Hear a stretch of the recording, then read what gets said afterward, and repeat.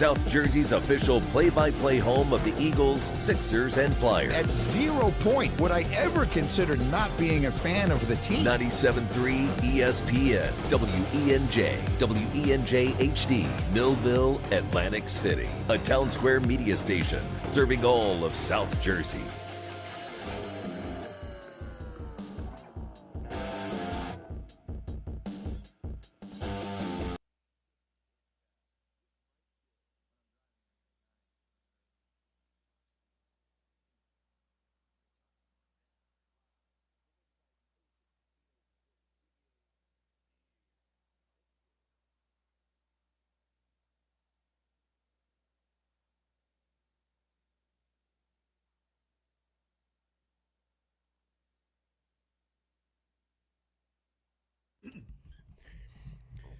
We are back to normal time on a Tuesday edition of the Sports Bash. Josh Hennig hanging out with you. Still filling in for Mike Gill here on 97.3 ESPN FM, the 97.3 ESPN mobile app powered by First Bank of Sea Isle, and streaming live on YouTube and X at 973 ESPN. Well, for those who didn't hear, I did make it in yesterday. We did a show yesterday. It was a little bit chaotic. I'll admit that, but we did it. We did a show, and now we got a full 4-hour tour because it is no coincidence, folks, that Nick Sirianni and the Eagles are speaking today. Yes. Coming up in about 45 minutes from now, Howie, Roseman, and Nick Sirianni are speaking live to the media. And it comes as the same morning as this very bizarre Adam Schefter report drops, with reporting in it that, frankly, if I'm going to be blunt, is kind of offensive to the rest of us in the media, because there's quotes in the article that I'm assuming were obtained by Tim McManus that were not anywhere else. And it seems like there might have been a side conversation that Sirianni had with some media, but there was no cameras, no video, no audio to verify or present it in context. So we're going to do our best to tell you guys what was said, how it was said, and then we will let Sirianni and Roseman speak for themselves to all of you coming up a little bit later in the show. Here's also the lineup. Frank Klose from our Phillies mailbag, who joined us earlier today at 2:25, because there's a lot of Phillies questions out there that need to be touched on. Also, we got Adam Caplan will recap everything that Roseman and Sirianni say coming up at 4 o'clock. Nick's Nuggets, as always, is back in his normal spot at 4:30 p.m. We will also get into Sixers back in action tonight with Austin Krell at 5 p.m. And as always, you guys can join the conversation at 609-403-0973. 609-403-0973 to get in on the conversation. So let's get into the particulars here. So for those who did not see or hear what was said today, there was an article that came out from Adam Schefter, and let me get the exact quote because I don't want to be accused of misinterpreting or misputting information out there, even though it's okay for ESPN to put out information and we just have to trust them. And I know to an extent it sounds a little disingenuous, but this is the part of my job that I don't like, is that I got to sit here and talk about speculative information that's not fun. It's more annoying. Like, it's fun if, Steve from Ventnor, for much as we criticize Steve and Ventnor chiming in on the Whitehorse RV text board at 609-403-0973. There's nothing wrong with Steve and Ventnor chiming in and being like, I think the Eagles should trade for Max Crosby. What do you think? There's rumors out there. That sounds fun. Let's have a conversation. What's not fun is when you get people who, remember years ago, there was that one Chicago reporter who kept insisting that the Bears were going to trade Nick Foles to the Eagles, and we found nobody else to verify or clarify that information?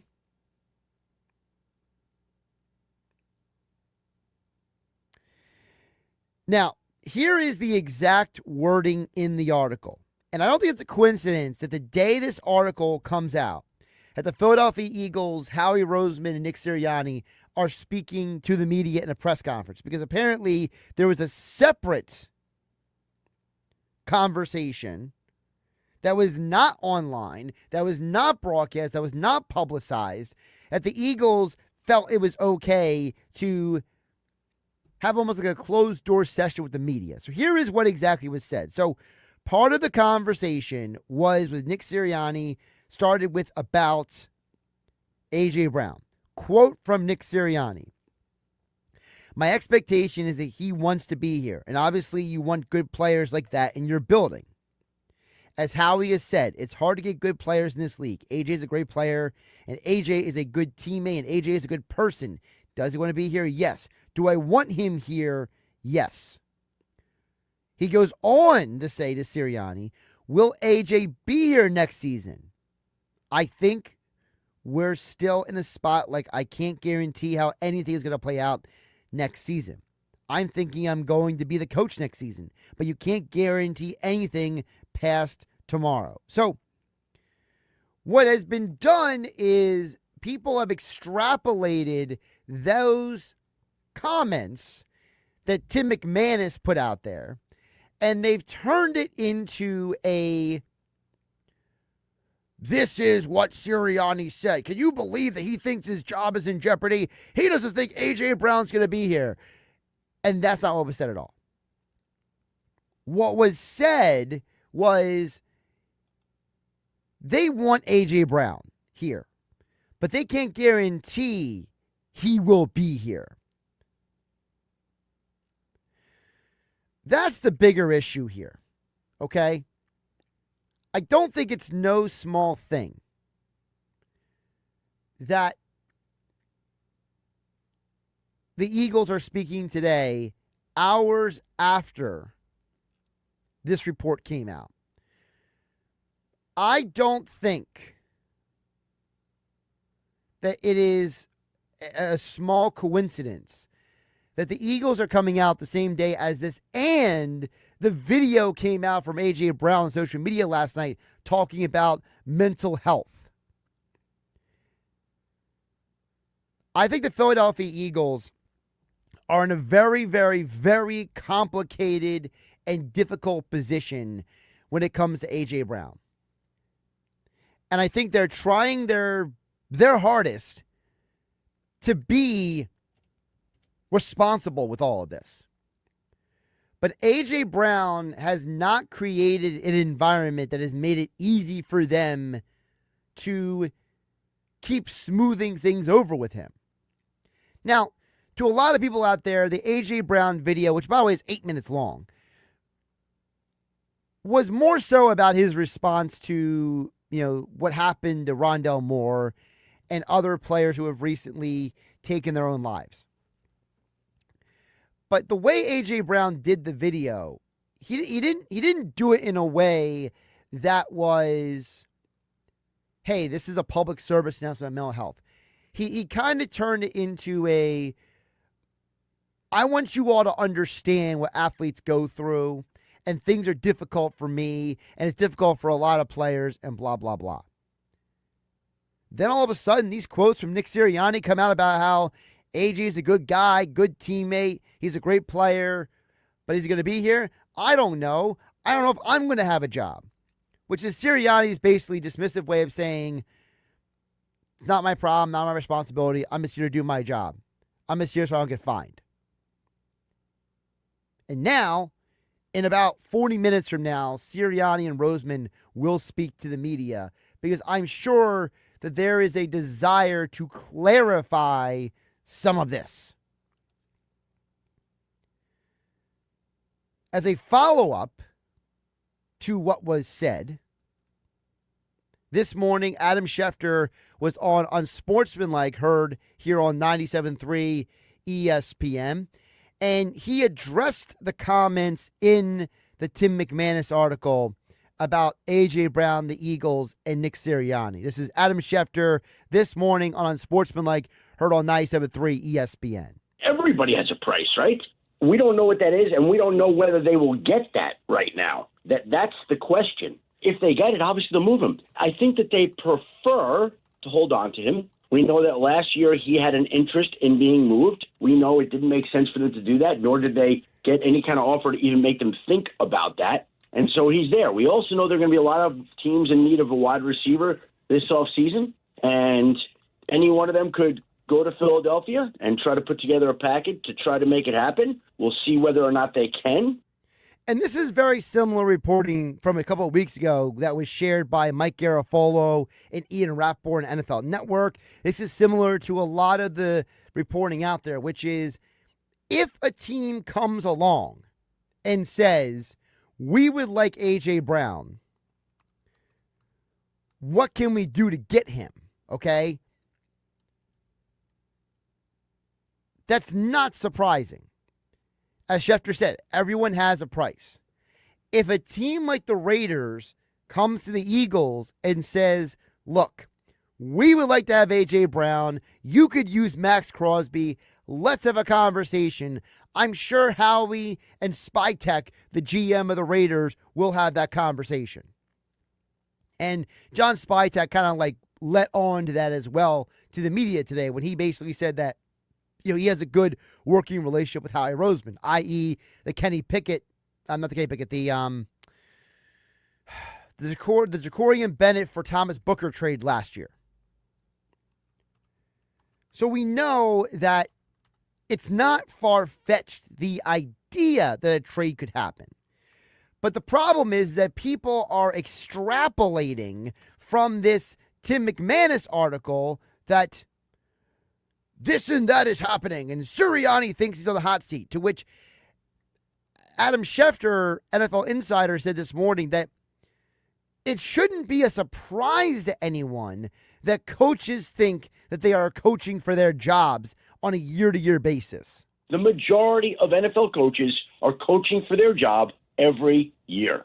Most any of them could have a 4-13 season where the fan base is furious, where the calls for their jobs are coming regularly, where anybody, almost anybody, could have their job in jeopardy. That's the way the league works.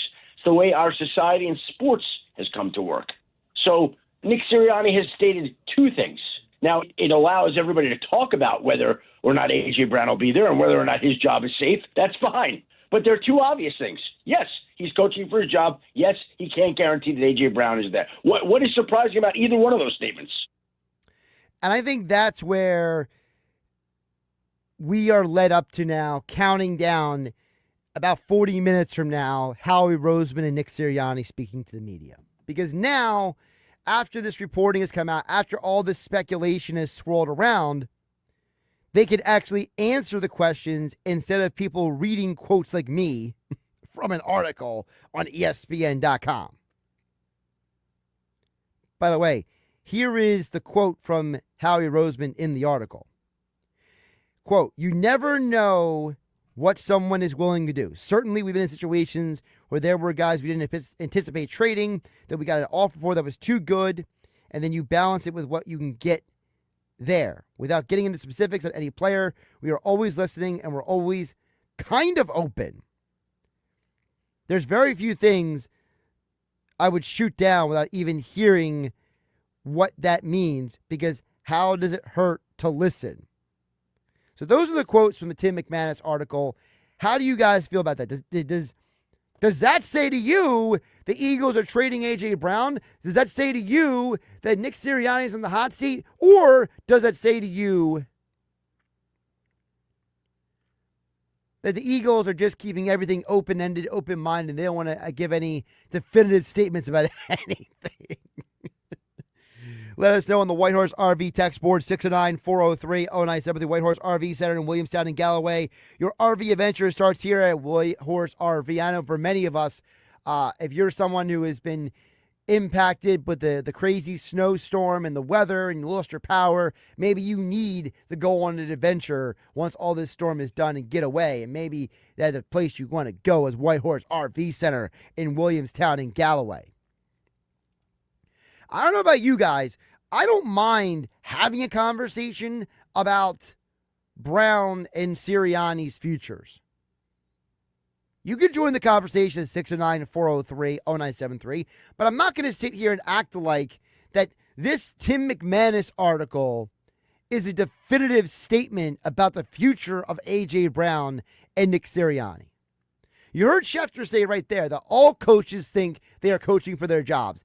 And it was just a month ago that Jeff McClain put out the report that Jeffrey Lurie has been impatient at times, that he has been frustrated with the Eagles, and that he has considered firing Nick Sirianni in the past. So the idea of Nick Sirianni being on the hot seat is not crazy. It's not breaking news. And as Schefter said, most coaches think that if they don't do their job is in jeopardy. I think the bigger conversation to come out of this isn't what is the future of Sirianni and A.J. Brown. I think the bigger question is, what would it take for the Eagles to trade A.J. Brown, number one? And number two,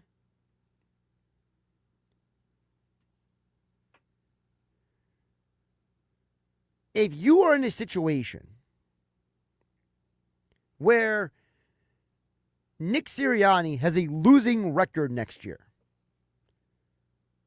are we seriously talking about firing a man who has made 2 Super Bowl appearances in a 3-year period, been to the postseason every single year?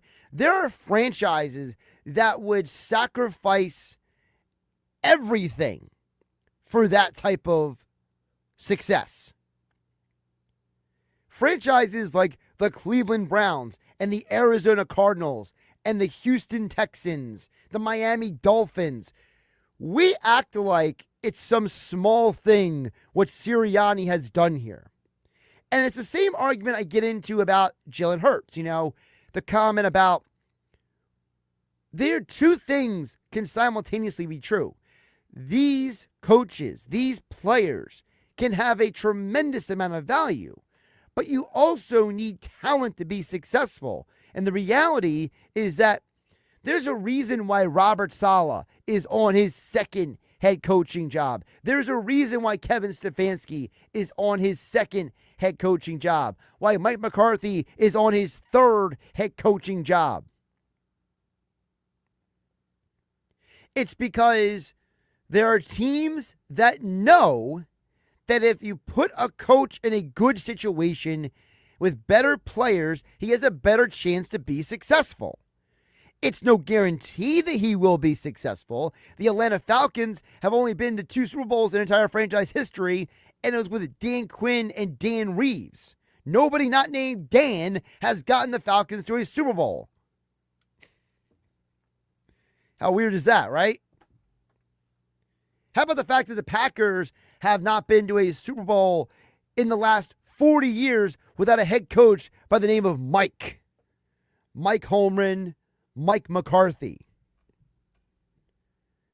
Sports is weird. We got to stop acting like these players and coaches are so easily replaceable and disposable. You may not like Sirianni or Jalen Hurts, but don't act like the grass is greener on the other side of the fence. People thought the grass was greener, and that's how you got Chip Kelly. People thought the grass was greener. That's why you moved on from Nick Foles and you kept Carson Wentz. The people thought the grass was greener. That's why when you saw a coach like John Gannon and another coach like Shane Steichen leave for head coaching jobs, you assumed that everything was fine because, well, Matt Patricia's a veteran and Sean Desai's a Fangio disciple. These jobs are not as easy to fill as we act like they are. So let's not treat Sirianni and Jalen Hurts like they are tires that can be replaced on a car. I think that's my biggest problem with all of this. We got to stop acting like these people are easily replaceable. We thought Joe Girardi was going to get us to a World Series, but it ended up being Rob Thompson. We thought Ryan Sandberg was going to be the transition from one era to the next, and he failed completely.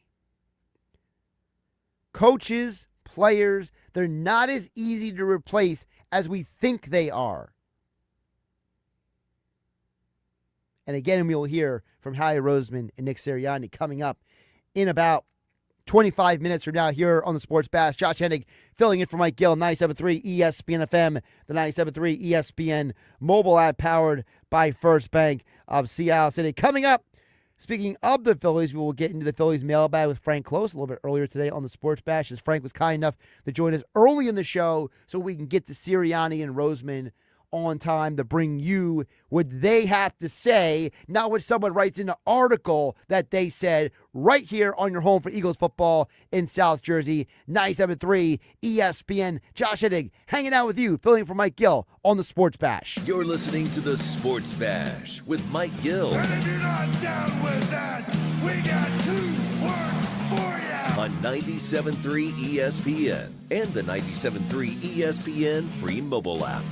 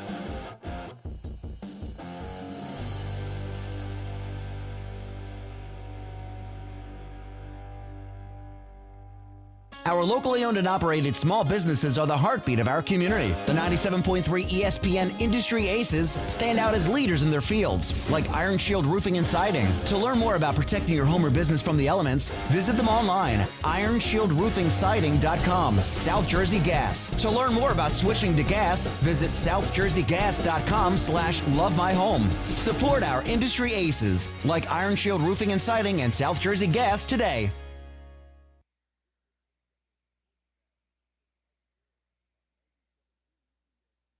The free mobile app.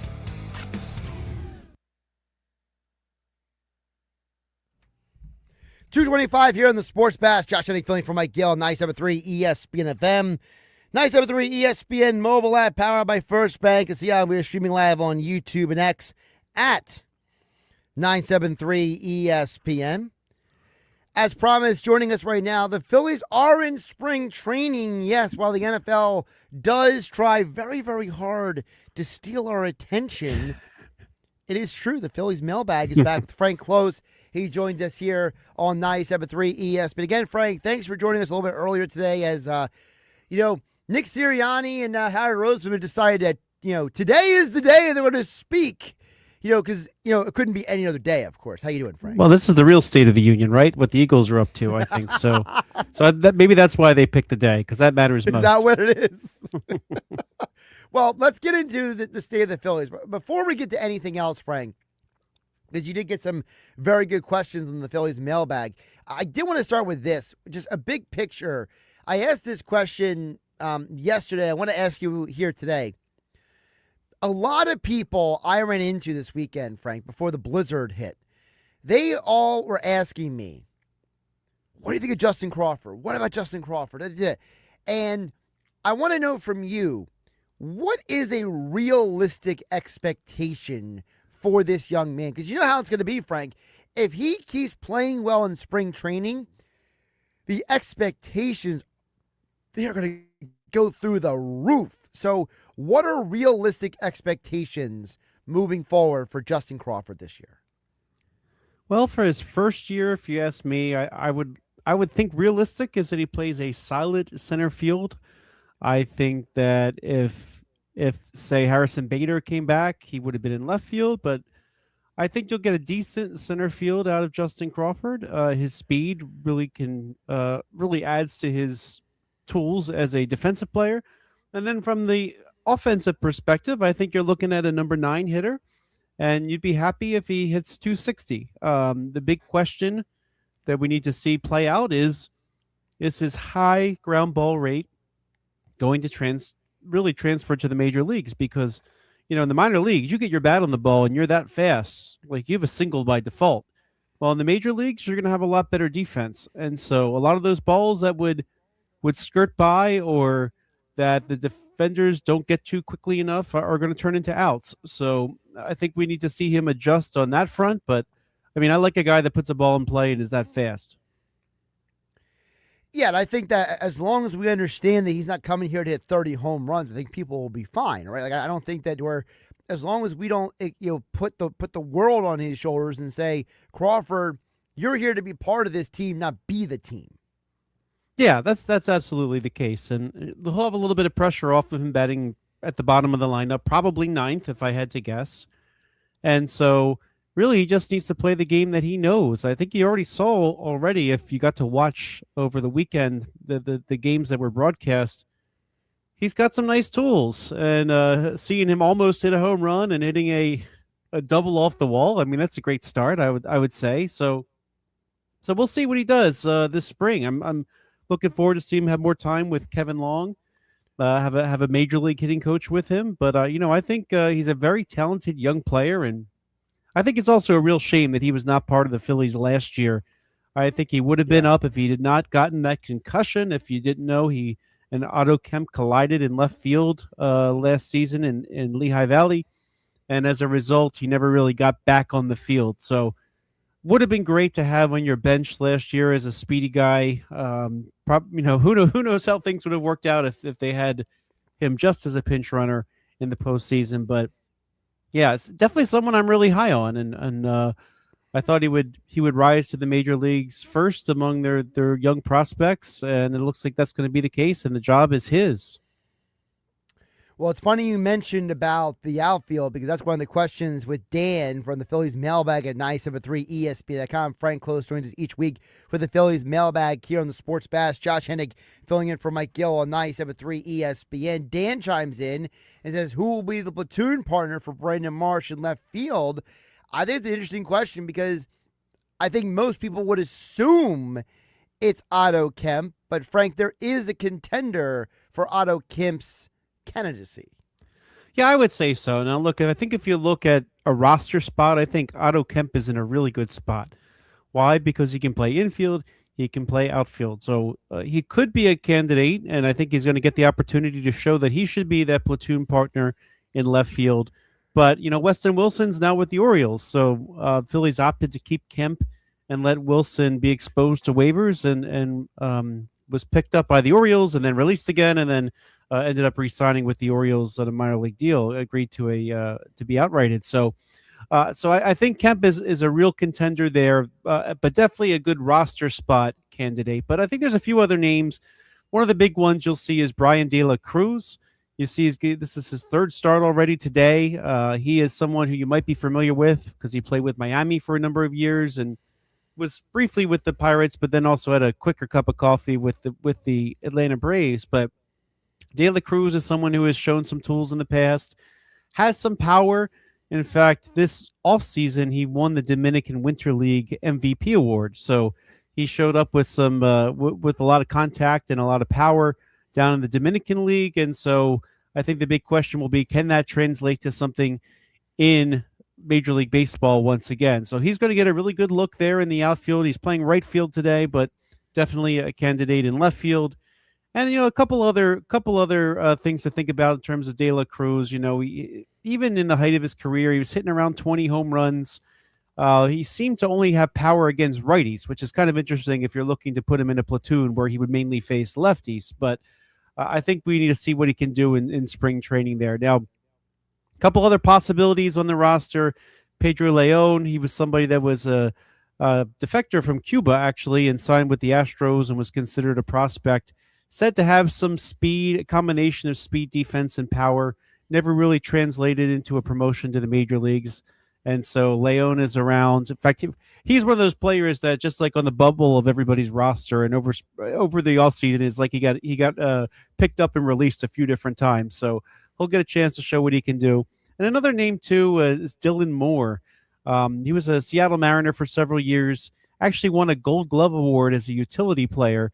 I don't think he's got a big enough bat to maybe claim a spot like that, but he is a nice-looking utility player who can play a bunch of positions. So he could be a roster candidate but not be in the platoon. But keep an eye on those two I mentioned first, Otto Kemp and De La Cruz. To me, that's the big battle right now unless they add somebody else. Another question in the mailbag is from Rich. He says, when Miller inevitably gets hot this summer, is Alec Bohm or Bryson Stott in more danger? And I don't think, if I can just kind of add my little appendix to that question, Frank, I don't know if the guys are in danger as much as maybe it solidifies that maybe one of those guys is not back next year. Is that more maybe a fair way of framing it? Yeah, well, I think there's two things going on here. One is that, yes, Alec Bohm will be a free agent after this year. So if you're looking at having a major league ready infielder and Alec Bohm leaving at the same time, well, then it's an obvious match there. But I think the question will be what happens between now and then, right? So, Aiden Miller is a number 23 prospect in baseball at this point.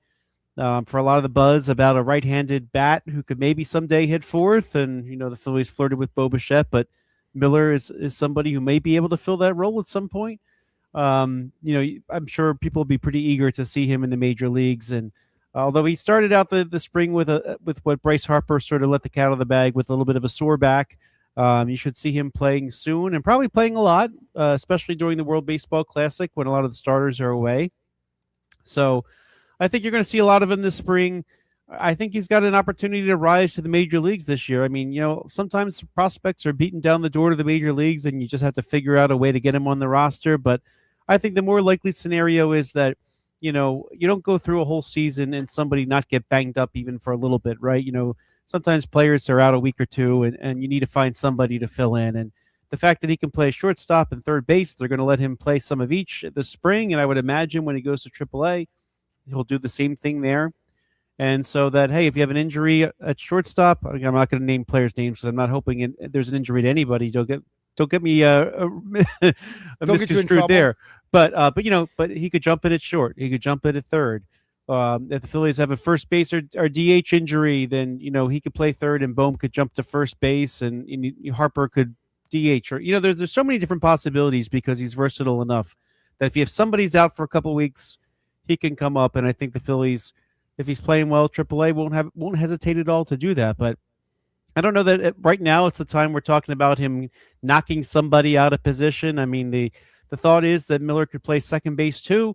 If, of course, Bryson Stott is there right now, but he will be a free agent, not after this season, but after the following season. So there will be some spots in the infield according to free agency, but I don't like to project where he might fit just yet. These things in baseball seem to have a way of working themselves out, right? So you never know when you're going to have an opening and someone will find their way in. I mean, hey, eventually Ryan Howard found a spot into first base with Jim Thome there, right? Because Thome ended up getting hurt a little bit. So again, these things just have a way of working themselves out. But I think this is going to be a fun player to watch this spring. And I think by midseason, I think that the thought will be, oh man, this guy could come up and help the club. Finally, Frank, on the mailbag is an interesting question for the bullpen. I think this is actually the best of the questions you got because, I feel like there is a lot of curiosity about what this team will look like, not just with a full year of Johan Duran, but a full year of Duran and Alvarado in the same bullpen. For years, it was almost like bullpen by committee, right, Frank? And now the Phillies basically have said Duran is the closer. He's the man. He is the guy on the back end of the bullpen. So this will be the first time in the Rob Thompson era we have a bona fide setup situation in the bullpen, right? Yeah, I would say. I remember talking to you around this time last year and was like, oh, okay, well, Jose Alvarado or Jordan Romano, they'll get the ball for the last outs depending on who they're facing. And so very different. Of course, that didn't work out great with the suspension to Alvarado and Romano's inability to get outs. So yeah, this bullpen is from the back. This looks really good. I mean, obviously you have Duran in the closer role, and then the next layer down, you have somebody from the right side and left side that are really good setup options in Brad Keller and Jose Alvarado. And then you go level below that, Ryan Kirkering and Tanner Banks. That's not pretty bad. That's not bad at all for your seventh inning options. So there's three spots left, and if we're going to assume for a minute that Zach Wheeler will be out a little bit and Taijuan Walker will be in the rotation, that's three spots. And so I think there's a few names to watch, though. Jonathan Boland was somebody that the Phillies got back in trade for Matt Strahm. He's a righty. Last year was kind of his first year with some major league experience. He kind of bounced back and forth between AAA and the major leagues with Kansas City and performed pretty respectably. And I think that's an arm that you could look. And I think he's got an inside spot for a job because he is out of minor league options. And so I think the Phillies will want to see what they have with him there and see if they can move him along. So that's on the right side. And then from the left side, the Phillies, Rob Thompson has said he'd love to have a third lefty in that bullpen. And Kyle Backus probably will have the inside shot for that one. Phillies picked him up in a trade with the Diamondbacks in the offseason. And he is not out of minor league options. So you do have some wiggle room with him there, but he does seem like somebody that the Phillies are interested in. So if you watch the game and everybody just seemed anonymous to you, he was that side armor from the left side. So definitely someone you'll take note of this offseason. And then that leaves one more spot, and I'm going to give that right now to Zach McCambley. He is somebody that Phillies took in the Rule 5 draft, which means he will have to be on the roster throughout the whole season, or the Phillies will have to offer him back to the Miami Marlins, from whom they selected him. And so they saw him as a high strikeout guy in the minor leagues. He had 47 appearances and 83 strikeouts over 62 innings. So I think they're eager to see what he can do. And if there is that one spot open at the beginning because Zach Wheeler is going to be out a little bit and Walker's in the rotation, maybe you want to see what that Rule 5er can do for you. Why give him back if you have a chance to look at him for maybe the month or so that Zach Wheeler might be out? So I think there's some promise with all three of those names, and Phillies have some options beyond that. I really do. I just add this too. I really like that Lou Trevino and Tim Meza are in AAA. You know, they're not they're not players that you wouldn't mind get calling up if you absolutely needed someone. That's some pretty good inventory to stash at AAA. So I think the Phillies bullpen's in a really nice spot right now. Can I also say really quick before I let you go, like, and I'm not trying to read into anything and like be a conspiratorial person, but it is a little weird that Phillies social media is going out of their way to like highlight Kyle Backus. Like they're like going out of their way, like, look at this left-hander, look at his pitching motion. Like there's a whole thing on social media now. Like they're like obsessed with him. So like I think it's almost like a sign that like maybe someone in the Phillies organization kind of let it on that they would like him to make the team. You know what I mean? Yeah, let's face it too. I think some Phillies fans are nervous that Matt Strahm was the one that exited the bullpen because he was an all-star for them a couple years ago and had some success in the major leagues. So, I think they do probably want to show that they did get a good lefty this offseason that might be able to help the team out. So, but they kept Alvarado. They could have let Alvarado walk. They paid him the full $9 million he was due instead of trying to renegotiate. They didn't want to take the chance and took the bold step of trading Strahm. So you'd like to hope that works out for them because it looks like the Royals are really counting on Matt Strahm next year. Yeah. How crazy is that? The fact that, literally he was in Kansas City. Now he's back in Kansas City. That whole little bit more hair this time, though. A little bit. It's funny. Look at his Google Matt Strahm rookie, and you'll see the pictures of him when he had like short hair and no facial hair. Yeah, he did. Well, he was a child, to be honest with you. Fair. It's like the difference if anyone's ever seen the picture of like James Harden when he was in college versus what he is now. Like he had like no beard in college. Like the same thing with Strahm. It's like they look like a completely different human being. It's like 8 years gap. It's like completely different people. That's not one of those situations where you can use an old photo and get away with it, right? No. He's Frank Klose. He joined us here for our Phillies mailbag each and every week on the Sports Bash here on 97.3 ESPN. Frank, appreciate you jumping on. Appreciate you shifting up a little bit so we can get Nick Sirianni and Howie Roseman coming up on the other side, my friend. No problem. Anytime. Next week, I'll be talking to you from Clearwater, so looking forward to. Well, the theory is next week Mike Gill will be back. Well, yeah, but you're still around. You taking off? Well, I mean, I'm always around. Well, yeah, you slept in the studio probably, right? I will say I did drive home last night, even though there's no electricity in my house. I did want to sleep in my own bed. So it was kind of like, at least I went home, I got some sleep, and then I had to get hot coffee at Wawa this morning to make up for the no electricity thing. Well, I hope you get it back soon. It's supposed to be back tonight. So, hopes and prayers, right? Well, good luck to you, Josh. Thanks. Frank Klose joining us here on the Sports Bash on 97.3 ESPN FM, the 97.3 ESPN mobile app powered by First Bank of Seattle. And we are streaming live on YouTube and X at 973 ESPN. Coming up, we will hear from Nick Sirianni, Howie Roseman live from the NFL Combine. A little convenient, the same day that Tim McManus article comes out. Here come the people who are the subject of the article. Josh Hennig hanging out with you, filling for Mike Gill on the Sports Bash on 97.3 ESPN. It's the Sports Bash with Mike Gill. Keeping the fans entertained and happy. On 97.3 ESPN and the 97.3 ESPN free mobile app.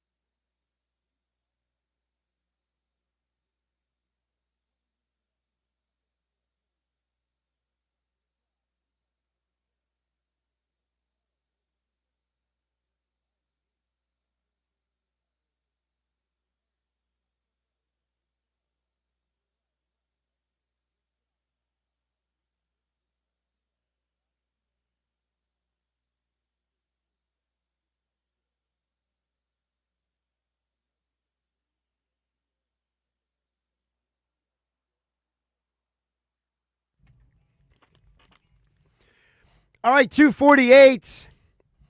Howie Roseman has stepped up to the podium.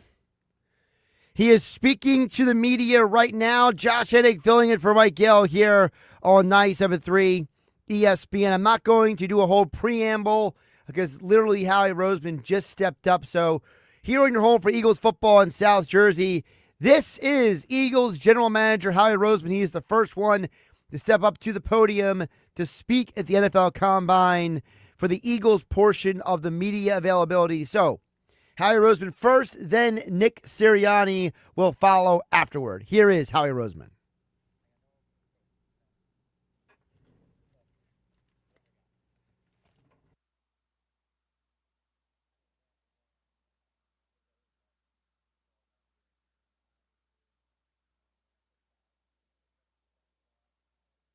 Player as a person, and then last year even when he came back and the versatility that he showed, coming in the end of the year and reducing inside and playing defensive tackle, and just an all-time Eagles great, and future Eagles Hall of Famer.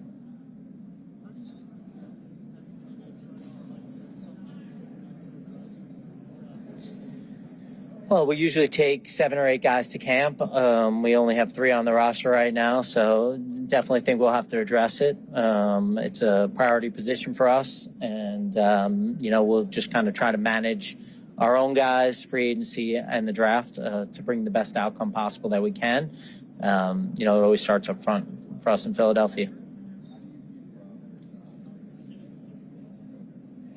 I think that Jake has been a tremendous kicker for us since we got him off the practice squad in Cincinnati in 2017. Tremendously clutch. Have a lot of confidence in him as a player, as a kicker, as a person, a captain on our team, and continue to believe in him as our place kicker.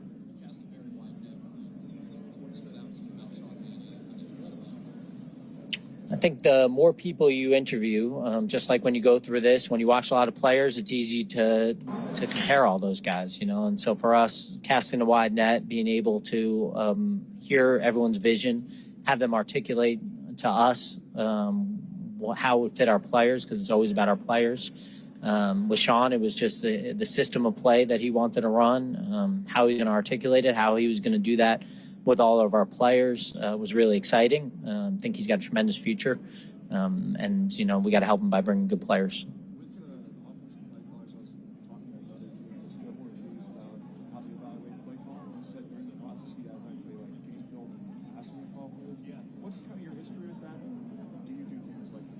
Yeah, obviously we have our way of interviewing people. We've interviewed coordinators here a little bit over the last couple of years. Been fortunate to have success and guys leave, and obviously made some decisions here that put us in position to interview some coordinators, and feel like we have a really good process led by Coach Sirianni on the offense coordinator. He'd probably be the right person to ask the question about interview. A hugely important position for the Philadelphia Eagles. I don't think any team in the history of the NFL has benefited more from the backup quarterback position of the Philadelphia Eagles.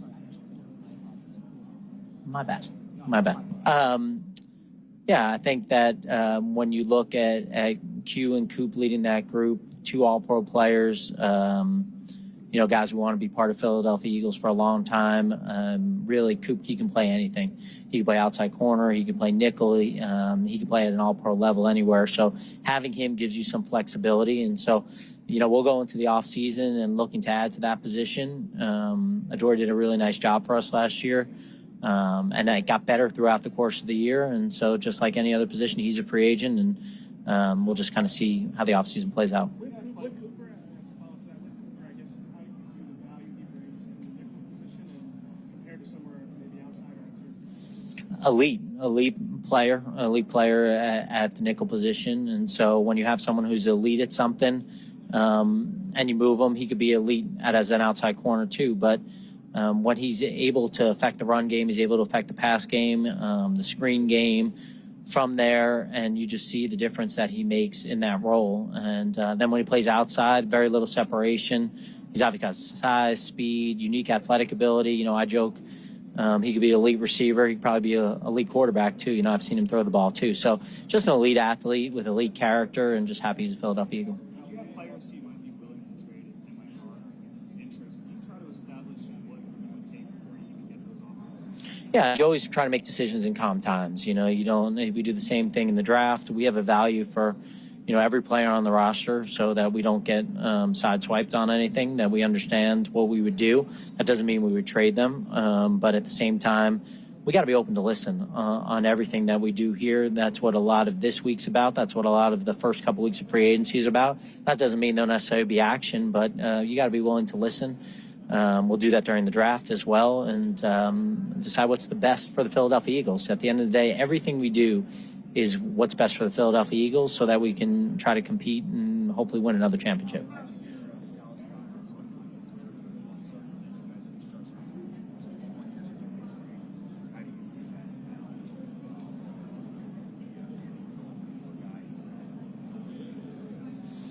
Yeah, tremendous player and person for the Philadelphia Eagles. Really glad we were able to figure it out and bring him back to Philadelphia this year and for this season, and tremendously productive for us.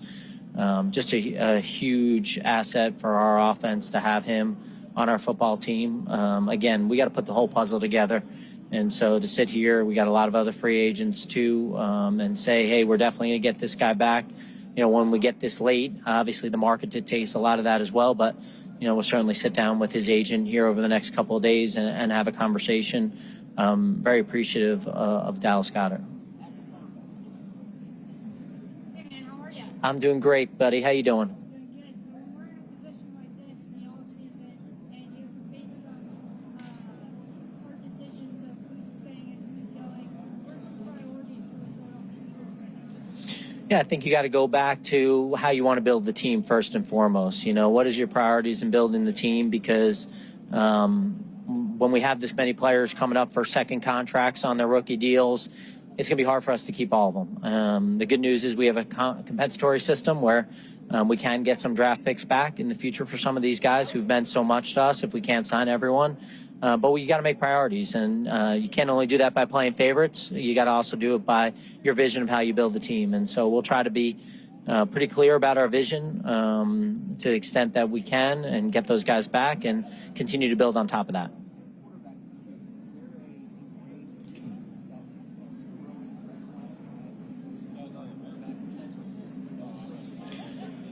I think it's staying true to your board and making sure that at every position that you're grading them clearly based on their value in the league, what kind of players they are. They're going to be in the league that you project them to be. Obviously, you can't have any guarantees on that. And you stack the board, and then you stack it horizontally and vertically. And as you get into the draft, you look where you are, and then you have those conversations about this or that at every position, including quarterback.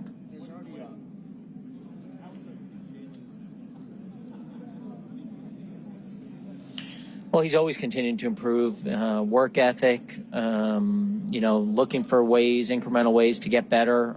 This system, we think, is going to be really good for him as well as a lot of our other players.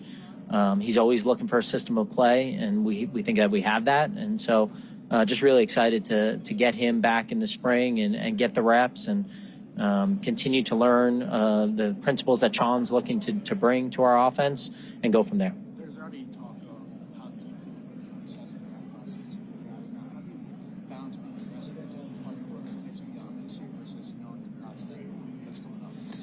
I think that we always look 1 year out and we always look with optimism, and I think last year at this time there was probably optimism about this draft and where this draft was going and what it could be. You got to go into each draft understanding the value of the players that are in that particular draft, and if the value changes at a certain point in time, then then I think that at the end of the day, then you can make decisions based on that.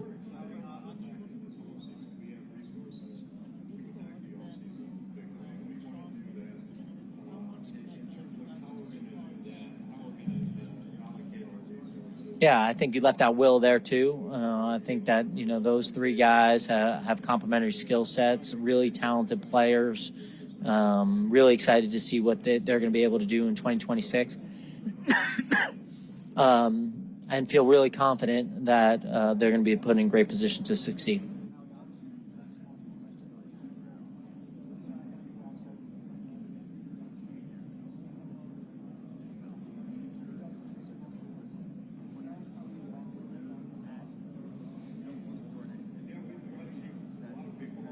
I was just laughing because I don't think I used guarantee. I think it was the other guy who's going to get hit with that. But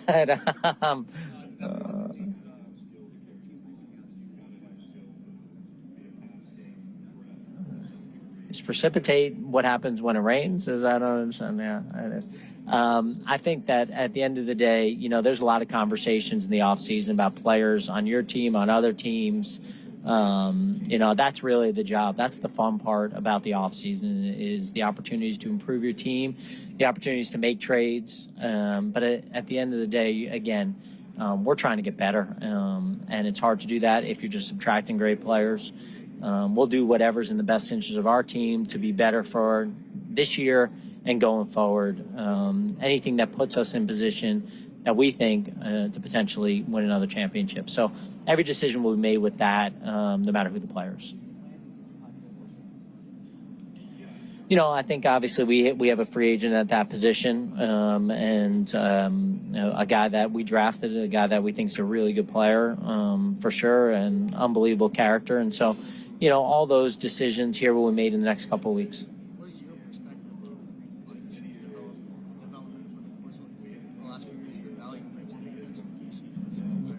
Yeah, really proud of Reed, undrafted free agent, and played in 2 Super Bowls, 4 years, 4 playoff appearances.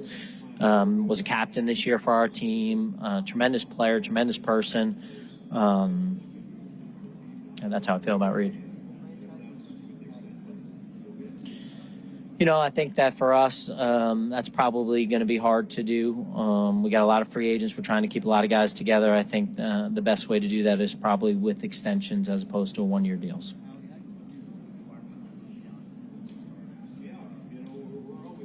Well, John's a free agent. I think we have a couple young players behind him who have shown flashes of a skill set that we're looking for. And we got to continue to build that room. And so we'll have opportunities again in free agency and the draft to look at that position and continue to build on it.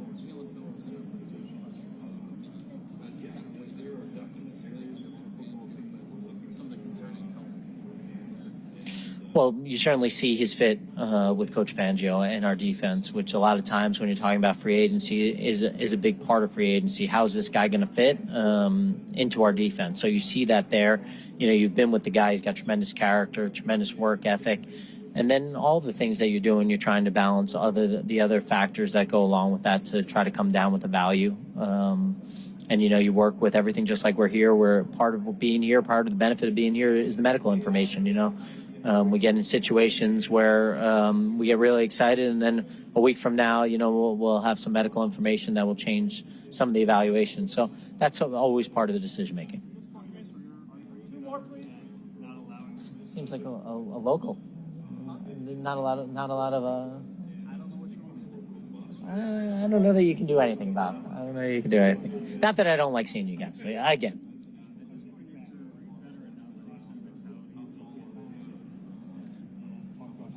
I don't know. I think that, you know, when you draft guys and you see them have success, you want to keep them around.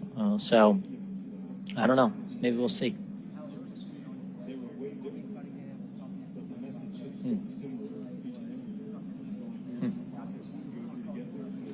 Yeah.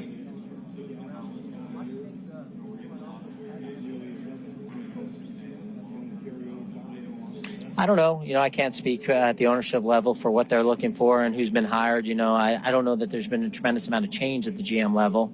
But, you know, when you talk about those guys and working with those guys and, you know, some of those guys I haven't seen yet. So really excited to see those guys and just proud of them. And it's fun. I think that's part of legacy. I think at this point, you know, legacy is continuing to win at a high level, and then seeing people you care about get jobs that they've dreamed of. And so when you say that, and I'm kind of jealous that I wasn't along the row hanging with them while they were doing that. You know, Bob gave me a late tea time. Is that what it late tea time? Yeah, well, I consider all those guys friends, and but at the same time, when we play them, I hope we kick their ass. All right, thanks, folks.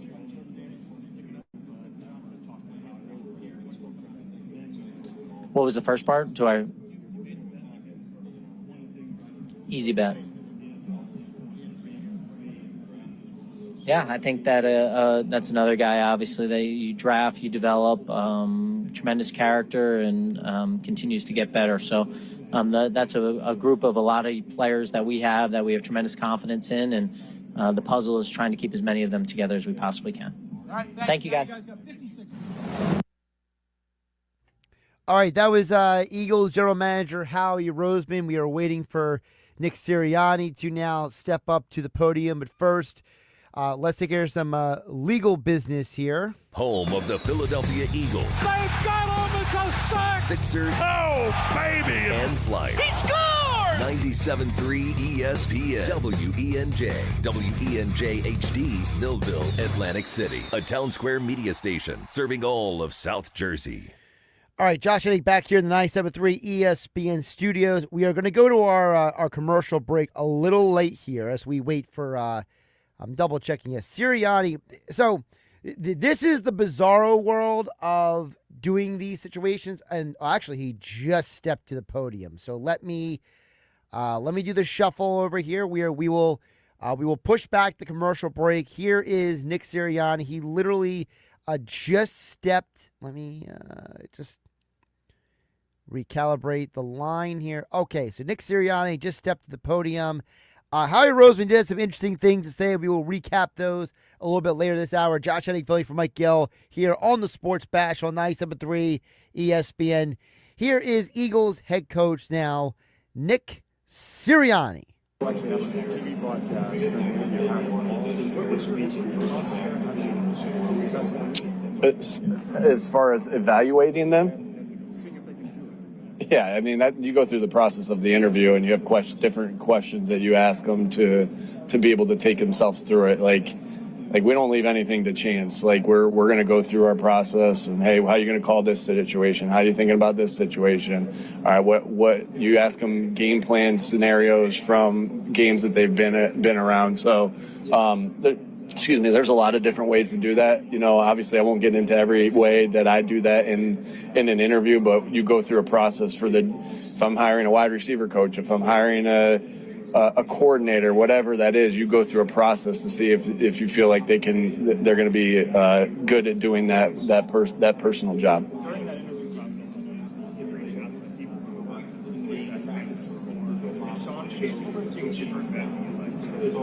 Yeah, you always want to, make sure that when you're on the verge of hiring somebody, or in a final evaluation portion, you're bringing a couple guys back in, you want to reach out to different guys, and guys that they've worked with, guys that they've played with, guys that they've coached.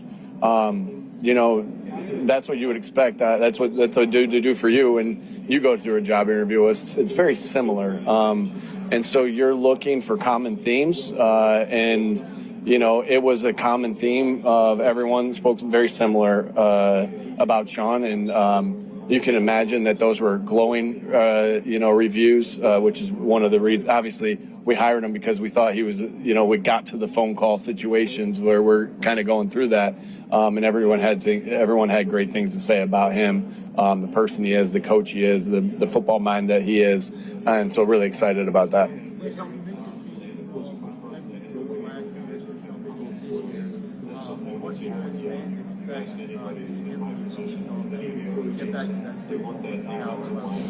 Yeah, again, there will be some things that has there's a lot of steps to take place before we know exactly what version of this offense is going to be. But obviously, Sean comes from a family of coaches and things that he's done that we really respect, that we know is tough to defend. We know we've done a lot of good things here as well, as far as some of the things we've done that's hard to defend. So being able to sprinkle some of that in. And a lot will be, you got to go through the process with your players to get to all those answers again. And you're constantly going to try to get to it get to where you will be by the end of the season. But really, it's always important at the end of the day that we're able to run the football, be able to do play action off of that, play physical, play with relentless effort, play with great detail, play together. Those will be all things that we're looking to do.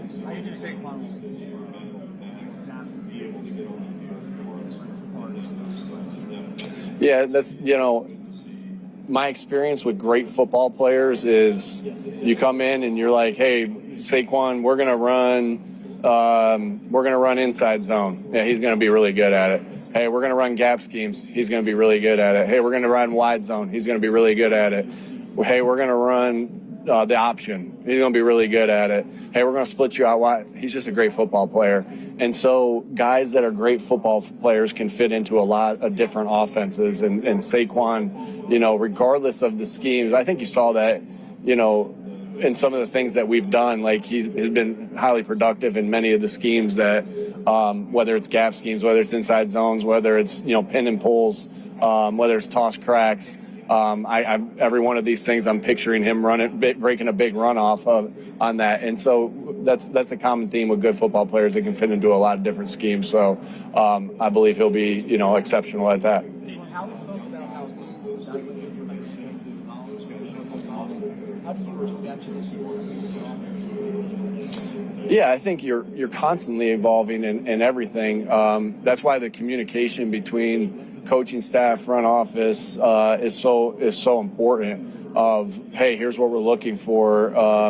You do that every year. That's one of the things that I think Howie and I do a really good job of. With hey, here's what we're thinking. Some of the things that we're thinking, and here's some of the attributes that this player needs to be able to do that.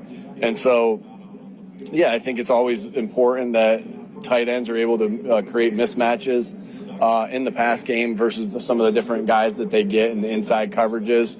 It's been our case in the pass game that they're great yards after catch guys. I think you've seen that with Dallas of how phenomenal he is with the ball in his hands and how difficult he is to bring down. And then being able to be effective in the run game. We've been in the top 10 or top 5 in rushing, obviously, in all the years, but this year. And it's important that they're highly involved in that and being able to block tough matchups with the defensive ends or linebackers or whoever it may be. Why was Chris Cooper the right fit as the offensive line? He was Yeah, again, you go through, you're able to go through and talk to all these different guys and figure out who's best for you. And I think as we talk to guys, we're really impressed by Chris and the things that he's done as a player, as a coach, and his knowledge on the game, his knowledge on a system that we're some of the things that we're going to do from that system, because there's a lot of intricacies within that, and so. Just excited about everything that he'll bring. It's fun. It's always important for your position coaches to help guys develop fundamentally. That's always something I'm looking for with position coaches. Can this guy help our guys get better fundamentally? Can this guy add to our scheme? Can this guy hold people accountable? Can this guy, fit in and be a good team player within the staff, because it's so important that we're together as a staff. And I think the answer, whenever we bring somebody in, we believe that with that group of guys that we brought in, and Chris is no different.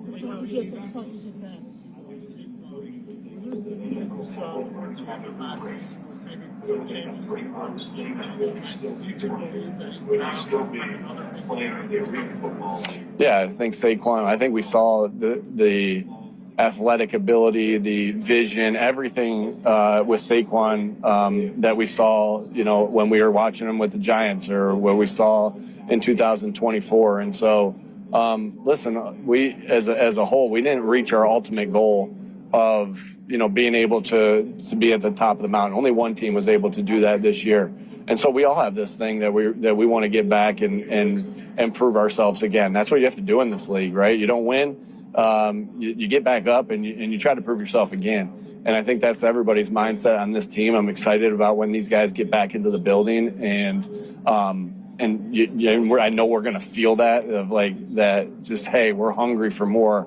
And Saquon's no different. I think that we're all going to feel that way. I'm sorry.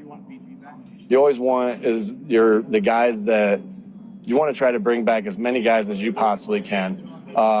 As far as having good football players, good people around. And so obviously when you ask me this question, whether it be about Josh Sweat or whoever it may be, you always want your guys back. I think I've answered it pretty much the same way all the time. You don't win as many games as we've won together, and especially a guy like BG, and say, no. I mean, I think that's not going to say it's a ridiculous question, but of course you want guys back like that. And so I love the guys on our football team. Like I said, we've been through the highest of highs. We've been through lows together. And that's when you come together as a football team and as people when you're going through the ups and downs together. And so, I love our team. And you name the guy, and I'm going to say, yeah, I want him back. What do the Cowboys get in Christian? I think Christian is a phenomenal football coach that has contributed to a lot of our player development throughout the last 2 years that he's been here, and to a lot of success that we've had through this and these last 2 years. And so I think the world of him and wish him the best, exception of 2 games every year. Oh, no. Yeah. No, I think he continually gets better. I think you saw him have a great year this year. And, even when a guy prepares not to have as good a year, like you're always looking at it like, is this arrow on the rise? Is this arrow on the fall? Like, and even if a guy doesn't have his best year, he still can be on the rise. Well, I think we saw Devonta have a great year, and I think you just continue to see him play better and better. And I think that's a tribute to who he is. Guys that are tough, that love football, that are smart football players, and they're talented, have a tendency to reach their ceiling, and God willing. And I think that's what you're seeing. You're seeing him continue to get better. You're seeing him continue to do these things and make plays only that he can make on the football field. And so I just think you continue to see him on the rise, and excited about what he'll look like in this new offense that we'll have.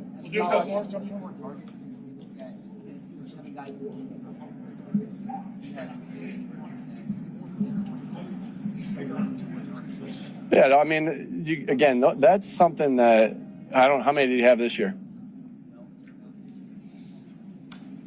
Yeah, you're trying to get your guys as many targets as you possibly can that are big time playmakers. I think that's kind of been questions that you guys have asked me, is like, hey, how come this guy didn't get as many targets, and how come he got too many targets, and there's only one football.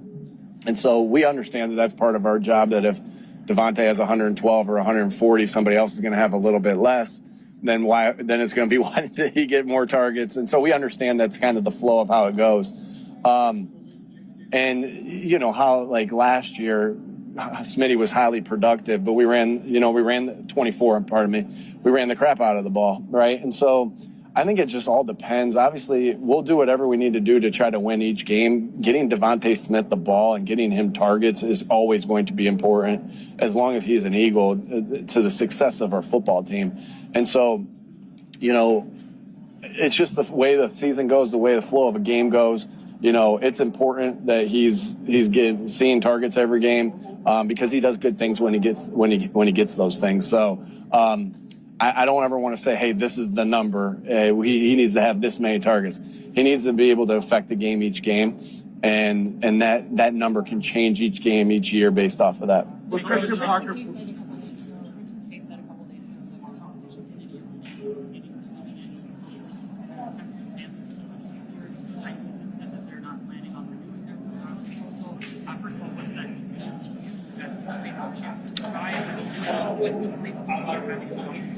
Yeah, I think there's some things that teams did this year that they did a good job of being able to stop it. And we got to get back to being able to. We either have to get back to being able to be as dominant as we were at it, or we find new avenues to be able to convert on third down or in the red zone. And so that's the fun part about off season, is to be able to go through those processes. You go through them during the season as well. I think you saw us do some cool things off of it. And you still want to be able to do that. Hey, here you're doing that with your entire offense. Hey, here this play's coming. Just kidding, we're running this play.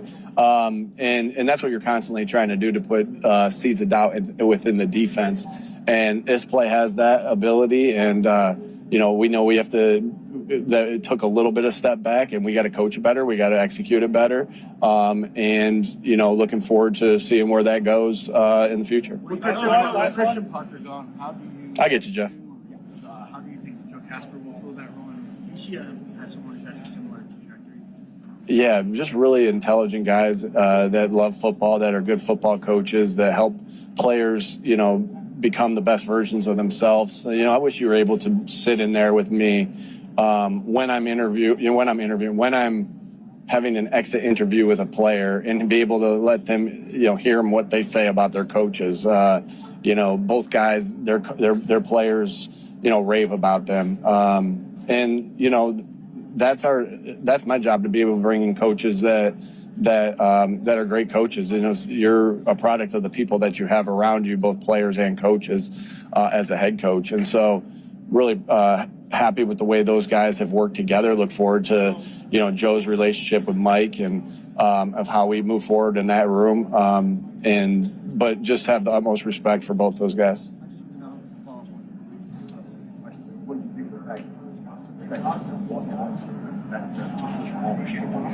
Say that one more time, Jeff. What do you think about the shift, the expectation of double?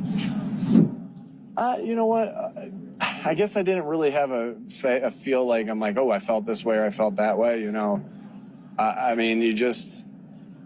There's a lot of different things that are proposed and that come up within a year, and your job as a coach is to be able to adapt to the rule. Whether that's the kickoff rule that we had to adapt to this year, that's your job as coach to figure that out. And but you never know what that's going to be until you get to it, right? Because there's always speculation one way or the other on a lot of different things, but there's things that you don't have to cross that bridge until you get there, and we're not there quite yet. So we'll see. Yeah, man. There you go. How was he as a teacher? He's a good teacher. I know that. Yeah, just a lot of good people there that helped me become, be where I am today. And, starts right there with my family and where I grew up and my friends and my loved ones there. And so really indebted to that part of the country. All right, babe. All right, Nick Sirianni apparently had to squeeze in that final question that nobody cared about some teacher from where he grew up. But some very interesting points from Howie Roseman, Nick Sirianni, and a day like today, it was very important for them to speak because of the excessive and over-the-top extrapolation from the Tim McManus article that dropped this morning. So we will get into a lot of the comments. You heard Howie Roseman say that they would be open to be Brandon Graham coming back next year. John Clark is reporting that Brandon Graham says he would like to come back, but it's up to the Eagles. So it sounds like a Spider-Man meme. Everyone's pointing at each other, right? You heard the comment about how, one of the things that Howie Roseman likes about Sean Mannion is that he believes that Mannion would be a good help for Jalen Hurts. That was a very interesting comment that was dropped during the presser. You heard them talk about they think that, what Chris Cooper can bring to the table. They had a lot of positive things to say about him. So some very interesting stuff there and some of it was repetitive. Obviously them saying about A.J. Brown, they don't want to trade good players, blah, blah, blah. So we'll get into all that and more. We'll kind of rehash through what was said during the presser. Josh Hennig, filling for Mike Gill here on the Sports Bash on 97.3 ESPN. Do not forget the 3 o'clock hour of the Sports Bash being brought to you by Broadleaf's Plumbing, Heating, and Air Conditioning. Broadleaf is your trusted source for heating and plumbing service, as well as installation for generations. Call them at 609-390-3907. Because with all of this blizzard, okay, the cold, the hot, if you're without electricity, are you sure that when the electric comes back on, that your heating and cooling system, that your plumbing is all up to par? Get a service check from Broadleaf's Plumbing and Heating right now. Visit them online at broadleafs.net or call them to get on the list to get your system checked out. 609-390-3907 for Broadleaf's Plumbing and Heating. We'll recap what Howie, Roseman, and Nick Sirianni said next with me, Josh Hennig, hanging out with you, filling in for Mike Gill on 97.3 ESPN FM, the 97.3 ESPN mobile app powered by First Bank of Seattle City. We are streaming live on YouTube and X at 973 ESPN. You're listening to the Sports Bash with Mike Gill. Never thought this radio stunt would catch on so big. On 97.3 ESPN.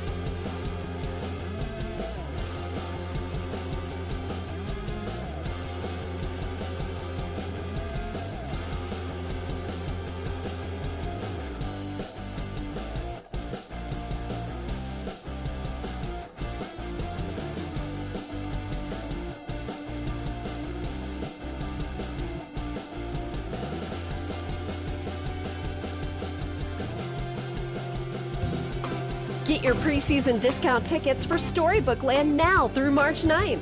Valid for any general admission day during the 2026 season, March 28th through October 16th. Only $37.95 for ages 2 and up for unlimited rides and attractions. So get your 2026 preseason discount tickets today and create your own story at Storybook Land. Create your own story at Storybook Land. Discount ticket offer ends March 9th. Not valid for special event dates. Visit StorybookLand.com.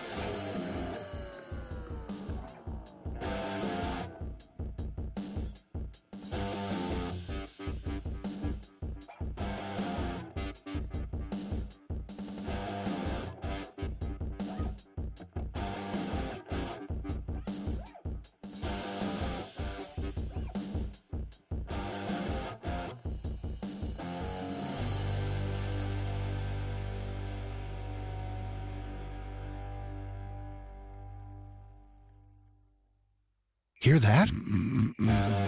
That's Mike. He took ZzzQuil Pure Z's, so now he's sleeping soundly on a Sunday night.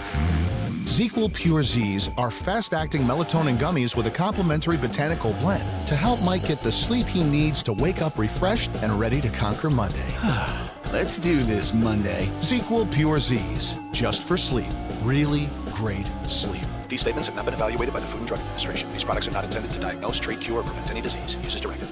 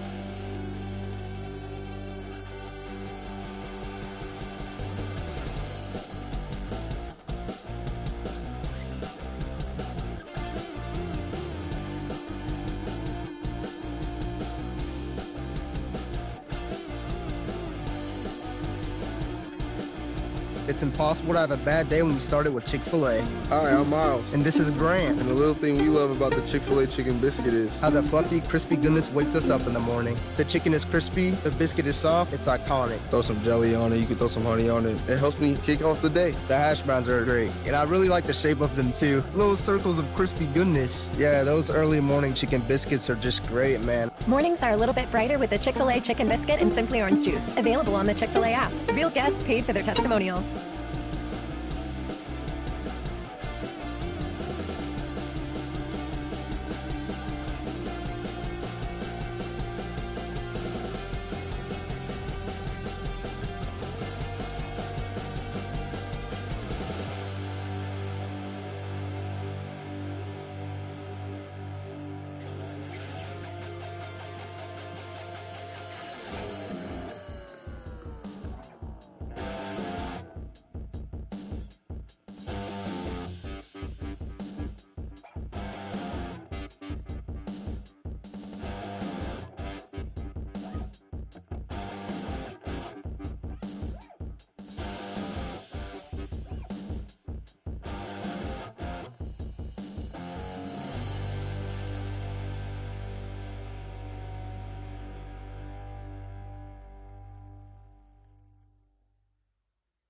Our locally owned and operated small businesses are the heartbeat of our community. The 97.3 ESPN Industry Aces stand out as leaders in their fields, like Iron Shield Roofing and Siding. To learn more about protecting your home or business from the elements, visit them online, ironshieldroofingsiding.com. South Jersey Gas. To learn more about switching to gas, visit southjerseygas.com/lovemyhome. Support our industry aces, like Iron Shield Roofing and Siding and South Jersey Gas today.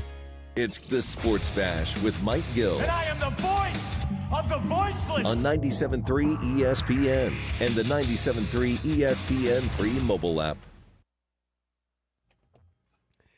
Josh Hennig back here on the Sports Bash, filling in for Mike Gill on 97.3 ESPN, 3:30 on a Tuesday. I hope everyone's out there safe. I know a lot of people are still without electricity. Some people are without internet access. Some people are without all kinds of stuff right now. So please be safe out there as you travel around South Jersey. And I would just say that if you know anyone who is going through something, just try to be kind. You know, on my way to the studio today, I just had to shake my head because there was someone who thought it was so important. So some of the lights right now are out, right? If you drive around Cape and Atlantic counties and, you know, people are just kind of going common courtesy, right? It's like, you know, hey, you were here first, or hey, you know, there's no one behind me, so I'll slow down and let you go.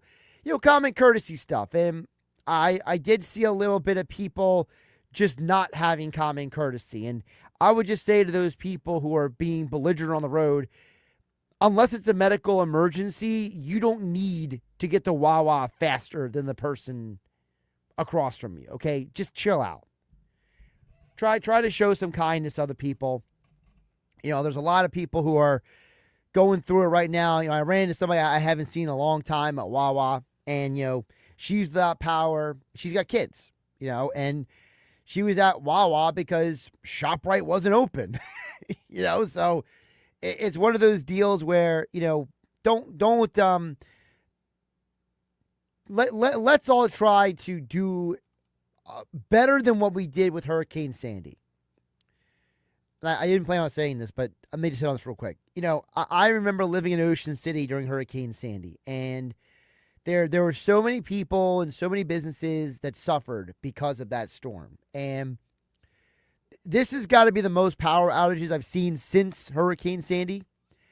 And while I'm aware the electric company is saying they're doing everything they can to get people's power restored, I would just say that, if there is any level of kindness or anything you can do for somebody else who's going through something, try to do it.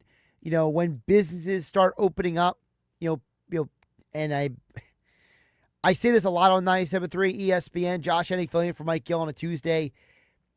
Try not to go to the chain, big name establishments all the time. If you're going to go out to eat, if you're going to go out to have a drink, if you're going to go out to do something, to get out of the house because you've maybe been stuck in the house, try to go to the local businesses because they all have pretty much gotten really crushed by losing days of business and inventory sales and stuff like that. So, I just, again, just be kind to other people, okay? And it's one of those things where, we may not see or fully understand the impact of this storm until people really start digging themselves out. Or, I was actually talking to somebody earlier today. They said that they had 2 trees fall in their yard, and they're kind of stuck in their house right now because they can't back the car out of the driveway. So, let's try to just be good to each other, okay? Let's try to have a little, thought and compassion for your fellow man right now, because, there are a lot of people who don't have things. And so try to be understanding that maybe the world doesn't revolve around you. And if you think that the only important thing in the world is for you to get your coffee and to potentially almost run somebody over, because the light is out and people are kind of just, trying to be self-respecting to each other's, time and space, get your head screwed on straight. And I'll leave it at that. All right. Let's get it back to the Eagles. Josh Hennig filling in for Mike Gill on the Sports Bash on 97.3 ESPN. So there was a bunch of stuff in that commentary from, I don't even say commentary, that presser. And I really am glad that the Eagles got to speak after the article came out, because it felt like, when Howie Roseman came out and said, I have no opening statement, and then Sirianni did either, it was kind of like they understood that they weren't here to give a statement. They were here to answer questions. And I did like them getting straight to the point.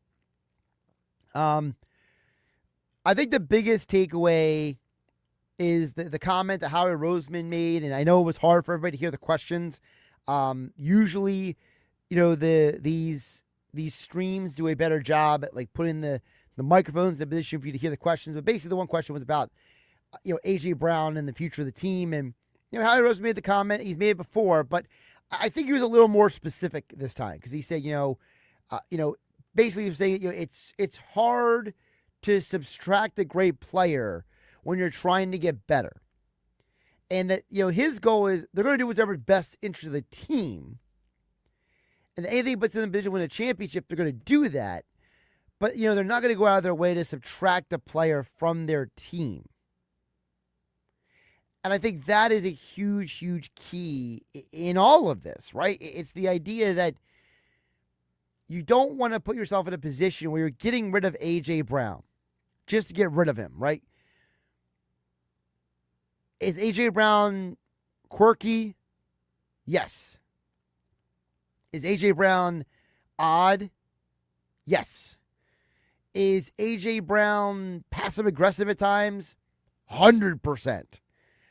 But is A.J. Brown a bad guy? Is he a bad teammate? Is he a locker room cancer? I don't think so. From everything I've heard and seen, there's never been a point in time where A.J. Brown has been framed as the bad guy. So as far as the Eagles are concerned, they don't see a point in trading A.J. Brown for the sake of trading A.J. Brown. But like I said earlier on the Sports Bash, Josh Hennig filling for Mike Gill. We'll get to your text on the Whitehorse RV text board in just a bit at 609-403-0973 as we are recapping what Howie Roseman and Nick Sirianni said to the media at the presser. You know, obviously, if a team like the Raiders says, we got Max Crosby, you have A.J. Brown, we don't really want to trade either guy, but how does the conversation even start? Like he said,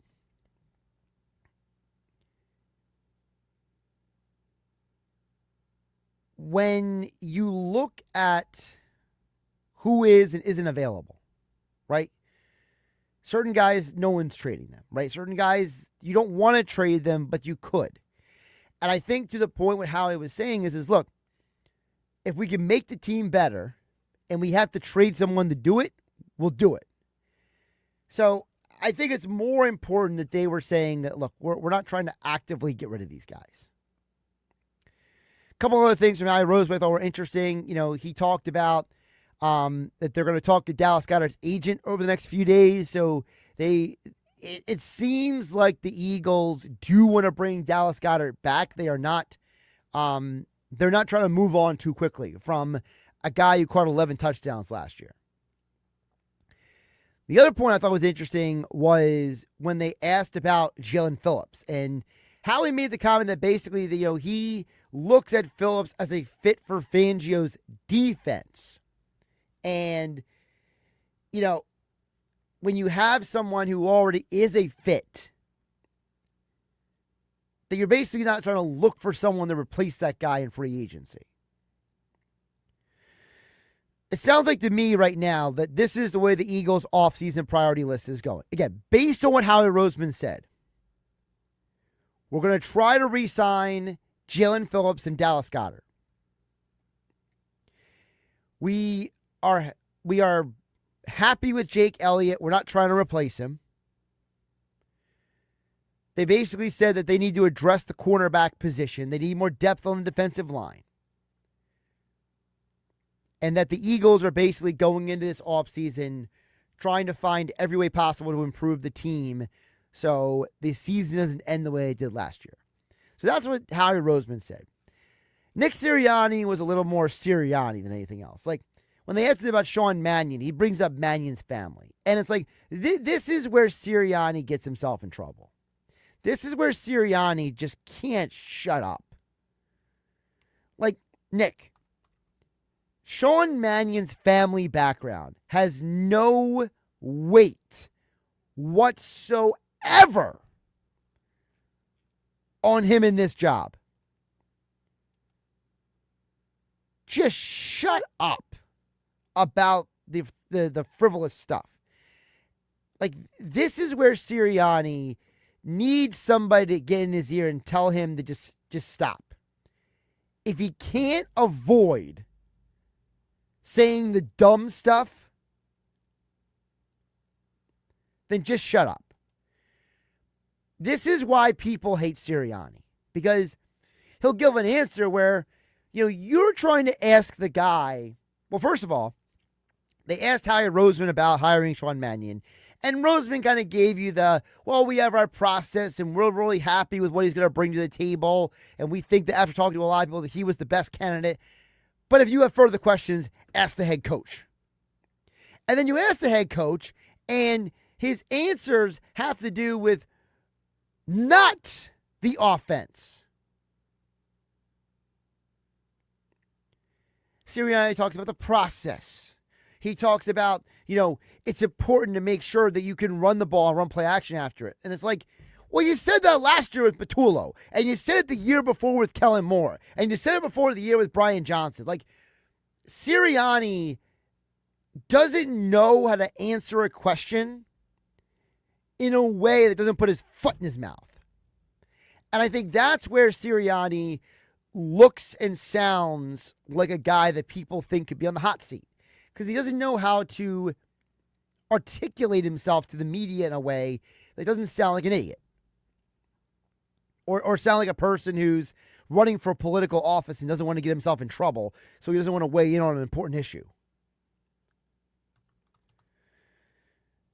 The other thing that the Sirianni did say that I thought was a little more interesting was, Sirianni talked about how, they did interview a lot of people. And I think that was interesting that the Eagles kind of went out of their way and, established the fact that they felt that Mannion was the best of all the options they could find. I felt like that was way more of a significant answer from them than the Sean Mannion stuff specifically, because it feels like the Eagles are very, very, very intent on trying to get a certain message out there about, why the why behind the hiring of Mannion, and they don't really want to get into the details, probably in part because they probably told Mannion they wouldn't get into the details. I think that there is, if you read between the lines, the Eagles don't want to tell you exactly why they hired this guy, because I think if they tell you exactly why, they actually have to admit something else, which is, one, they should have never have given Petula the job. Two, if they were going to give the Petula the job, they should have given it to him with the understanding of a better coaching staff around him. Because you heard Sirianni talk about the hiring of Chris Cooper and the hiring of the staff around Mannion. And it sounds like to me that there was a bit of an admission of, we didn't do it right with Petula. We didn't put him in a position to be successful. We thought he was going to be better than he was. He wasn't. And now here's what's next. All right, we'll get some of your text on the other side. The Whitehorse RV text board is open at 609-403-0973. Shout out to Ray and EHT. Appreciate you chiming in. Glad to hear that you are doing all right and you're safe out there, out and about. Evan in Little Egg Harbor.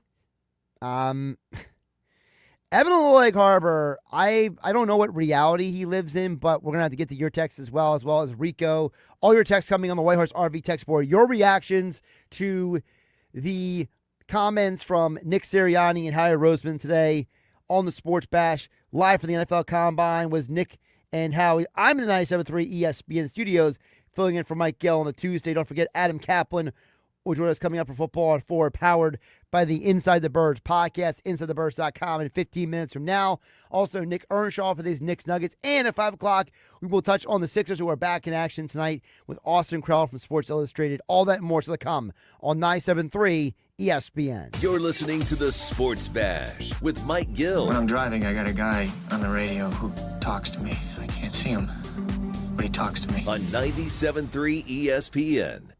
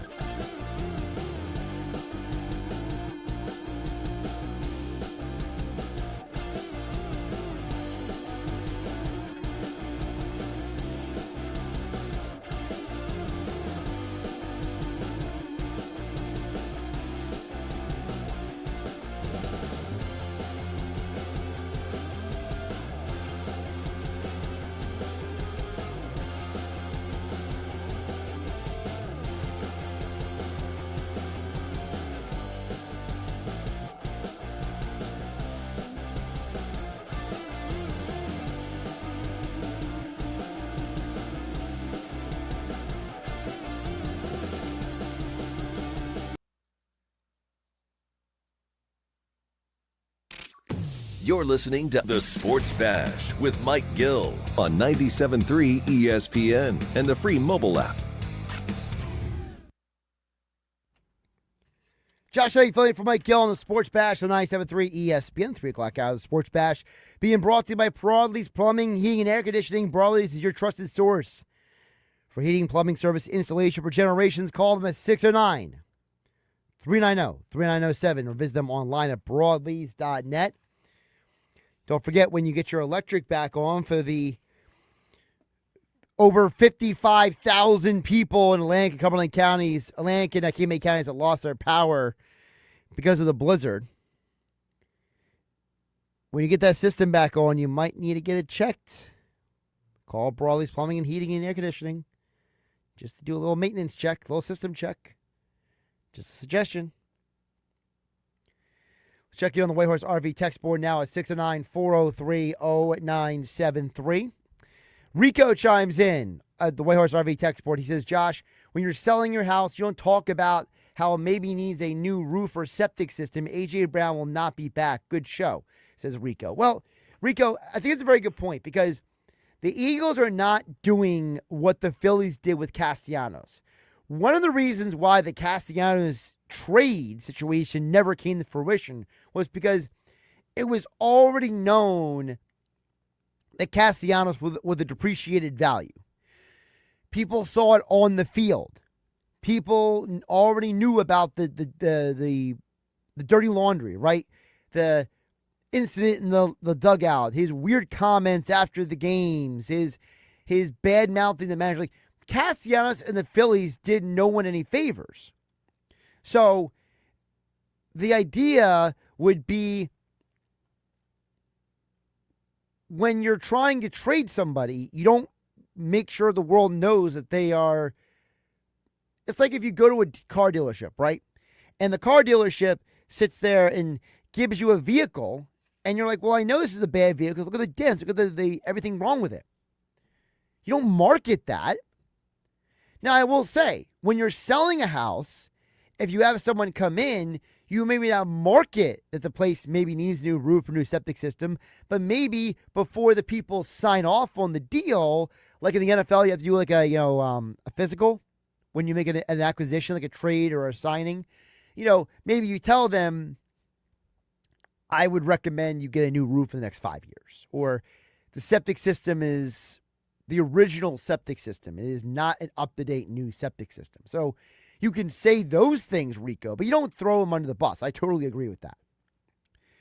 Evan Little Egg Harbor never ceases to disappoint with the strangest comments on the text board at 69403-0973. Evan from Little Egg Harbor says, I have one thing to say. Kenneth Walker III or A.J. Brown or both will start next season in Dallas. When this monstrous deal happens, you'll be thinking of Evan from Little Egg Harbor. So, Evan, let me ask you a question. How would A.J. Brown end up in Dallas unless the Eagles traded him to Dallas, which the Eagles wouldn't do because the Cowboys need to re-sign George Pickens? Delusional. Dude, you're delusional. And even if you sign Kenneth Walker III, it doesn't fix the Cowboys' offensive line. It doesn't fix the defensive personnel issues that they have. Evan Lake Harbor, I would love to know whatever you're taking that has you living in an alternate reality, and I would ask you to please share it with the congregation, my friend. Football at 4, Adam Caplan joins us next on 97.3 ESPN. Get an apple at Mr. Bishi. Why buy used?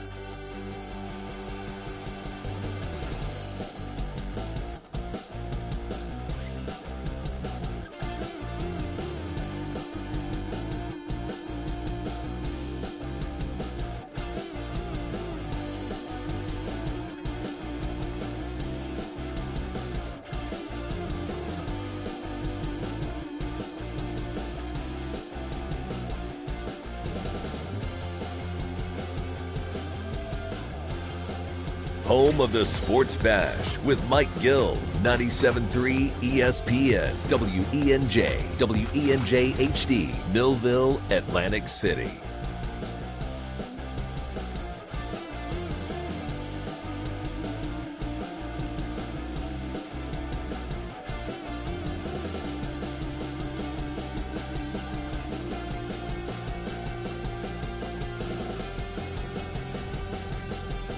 Josh Hennig, Philly for Mike Gill here on the Sports Bash on 97.3 ESPN. Yes, football at 4.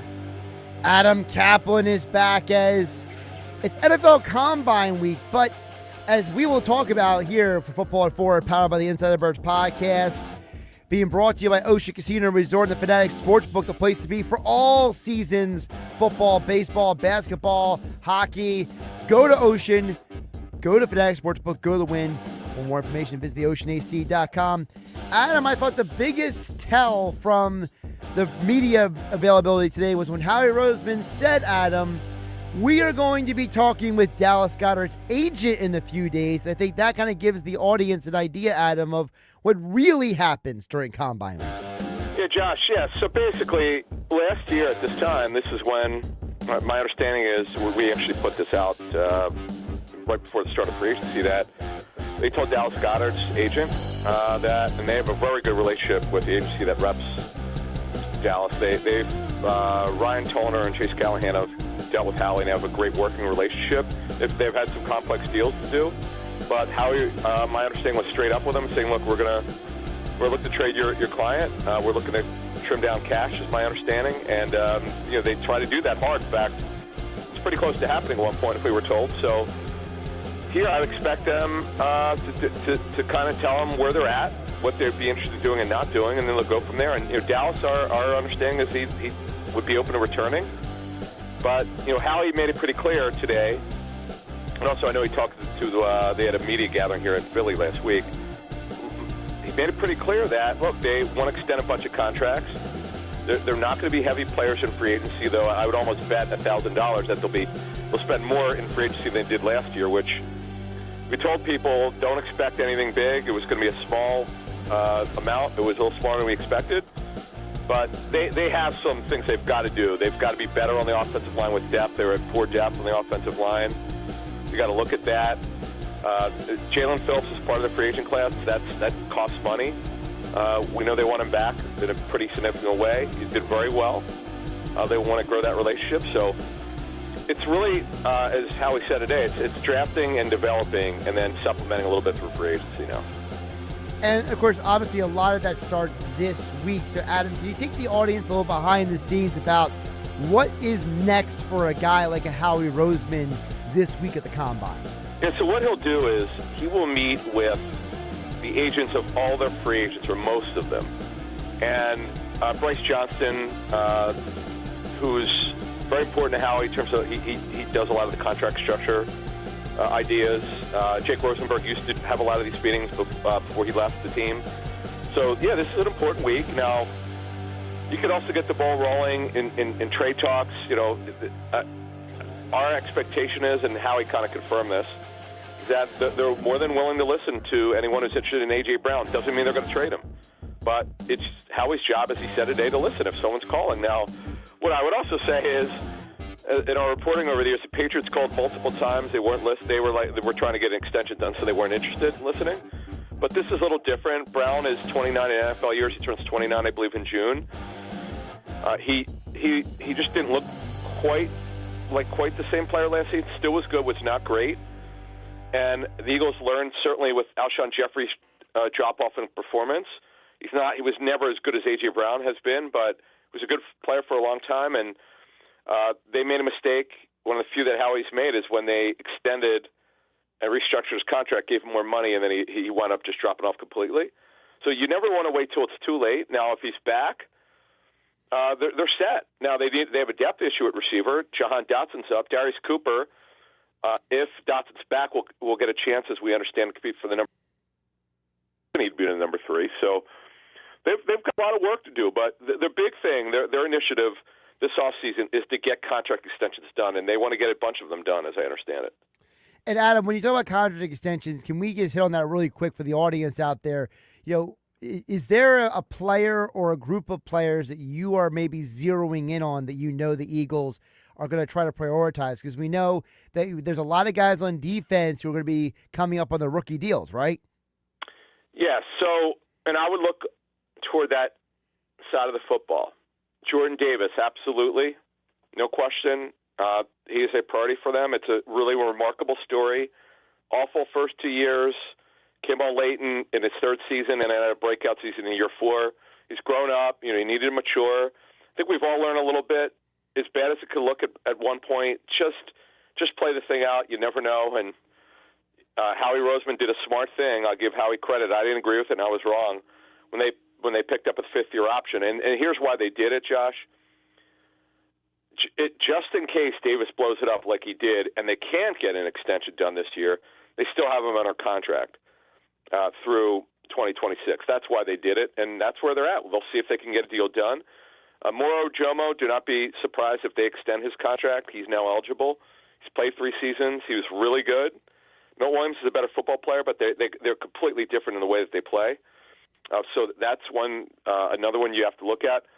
Jalen Carter is going to be interesting. As much as they might be open to extending his contract, he has his shoulder problems.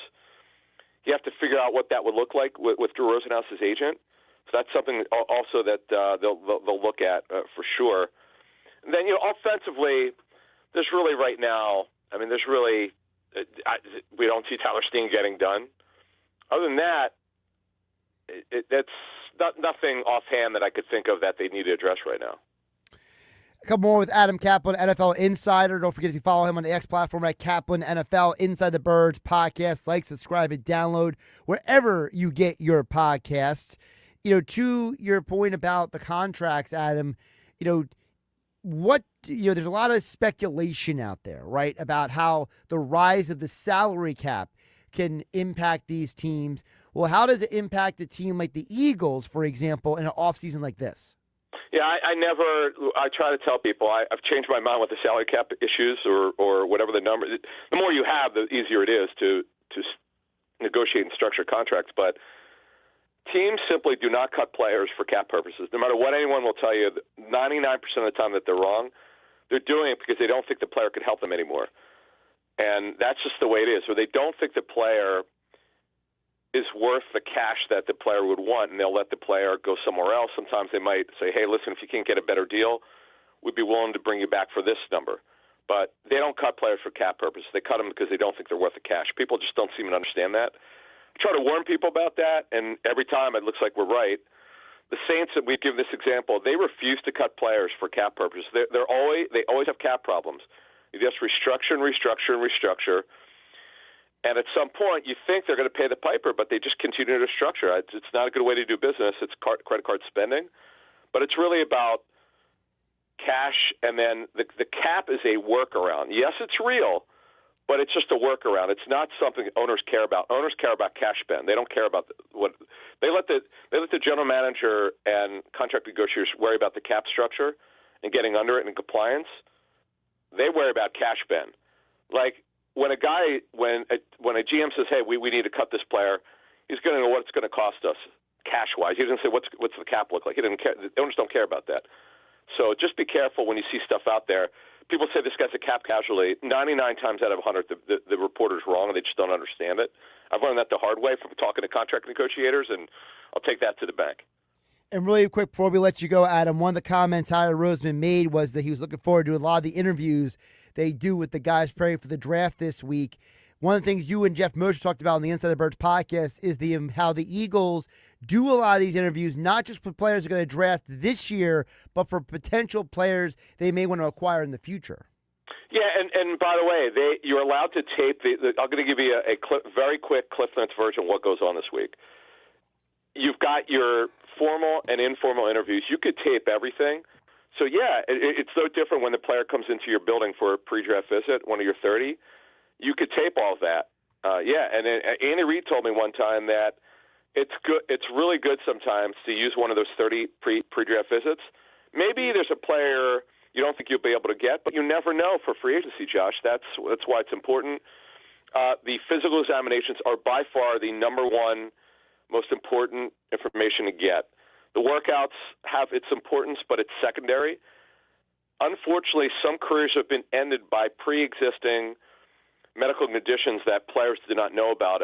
It's awful when this happens. And Howie actually, he didn't talk about that exactly, but he did talk about in a week from now when they get some of the medical information, they have to adjust their draft board for stuff they didn't know about. And Right. by the way, every NFL team gets the same medical information. It's not hidden by one team by another.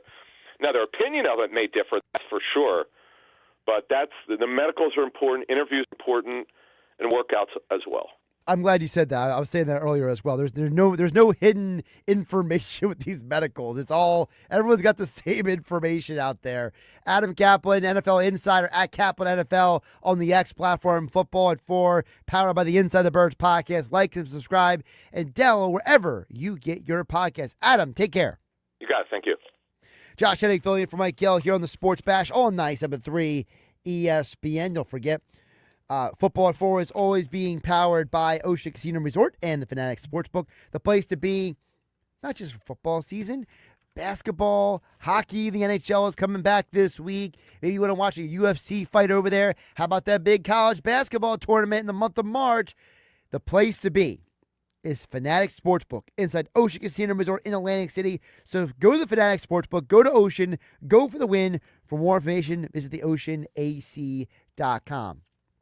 Before we get to a couple of your texts coming in at 609-403-0973 on the Whitehorse RV text board, 609-403-0973. I see Steven Ventnor chiming in to the show today.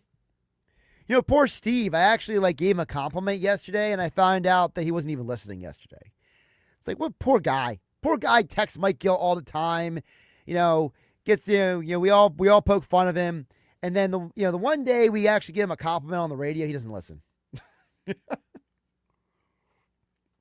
But we will get to Steve's text in just a moment at 609-403-0973 on the Whitehorse RV text board, along with all the others. Just to recap what Adam was saying, 2 points I want to hit on. I think the point at the very end is very important because he talked about the medicals. And Rico chimed in earlier about how, the idea is that, you don't market it, that you want to trade A.J. Brown or that, A.J. Brown is a problem. We want to get rid of him, right? So no one's ever going to say anything like that. They're not going to be like the Phillies and let all the dirty laundry leak out and then try to unload the guy and then realize he's an appreciated car on the lot that nobody wants. To Adam's point about the medical stuff, so let's start with that really quick. I always go back to the most famous medical story, which is Drew Brees. The Chargers drafted Phillip Rivers because Drew Brees had some injury issues early in his career. When Drew Brees had rotator cuff surgery and then he hit free agency, there were two teams that were in heavy pursuit of him, the New Orleans Saints and the Miami Dolphins. They both had the same medical information. They both had the same evaluation time. They had the same opportunity to talk with his agent and the doctors and him. They got a chance to work him out. Both teams did.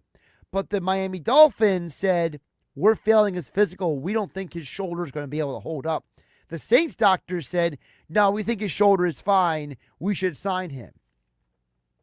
Saints go on to win a Super Bowl, and the Miami Dolphins haven't been to a AFC championship game in basically over 30 years. So it goes to show you that, as Adam said, everyone has the same information. It's just a matter of how do they interpret that information.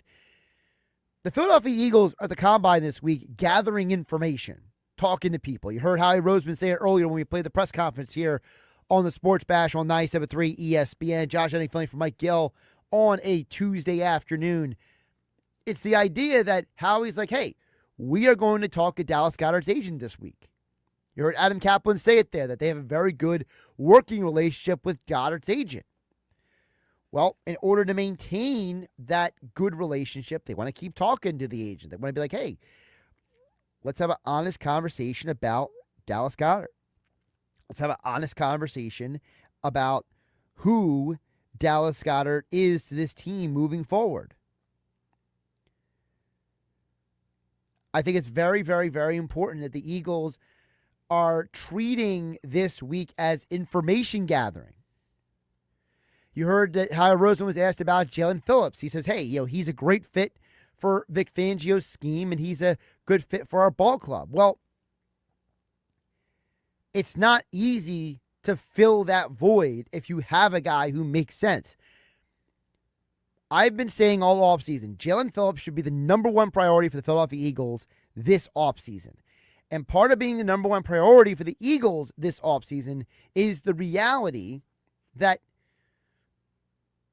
they're not looking to trade A.J. Brown. They're looking to make sure that they have the guys they need at free agency first. But as Howie said, if someone calls, I still have to listen. You heard Spytech, the GM of the Raiders, say, look, if Howie Roseman calls me, I got to have a conversation. These smart GMs are not afraid of having conversations, but they're not actively shopping some of these guys. Now, again, we know certain players are more available than other players. Every NFL insider or reporter wouldn't have A.J. Brown's name on the tip of their tongue if there wasn't smoke around A.J. Brown. And when there's smoke, there's fire. The other thing that Adam Caplan brought up that I thought was interesting, he talked about how teams don't look at the salary cap all the same. And I think that's an important part of this conversation as well. The Eagles view the salary cap as a function of building the roster. They don't look at the salary cap as the end-all, be-all of the roster. That's why the Eagles are one of the few teams in the NFL that pay a lot of signing bonuses up front to save money on the cap. The Eagles pay out more cash than anyone else because it helps save them money on the salary cap. And the problem, though, is that reporters will put out information about so-and-so signed this contract. But then when you dig deeper, you find out that they really didn't sign what you say they're signing. They actually signed for a much lesser number, and they have the opportunity to make this much money. So that's part of the conversation as well, is that if you are a team like the Eagles, you are trying to negotiate based on guaranteed money, cash up front. Other teams are more interested in negotiating in total dollars and cents long term. That's part of the reason why the conversations that are being had this week are about the franchise tag. You saw Kyle Pitts, the reports first came out yesterday that Kyle Pitts was going to get the franchise tag because the Falcons are a team that's worried that if Kyle Pitts gets the free agency, they're not going to be able to negotiate with him. It's part of the reason why the Cowboys are considering franchising George Pickens. It's why the Buccaneers are so conflicted on Mike Evans because their GM, Jason Licht, came out this week and said, we don't know if we can match what Mike Evans could get in free agency in order to bring him back. Well, all three of those teams are very different in how they handle their caps. A team like the Cowboys has never been good at managing their money. So they just throw money at problems at times, and whether it negatively impacts their cap or not, they deal with that later. The Cowboys are more focused on getting the players than they are about how they get the player.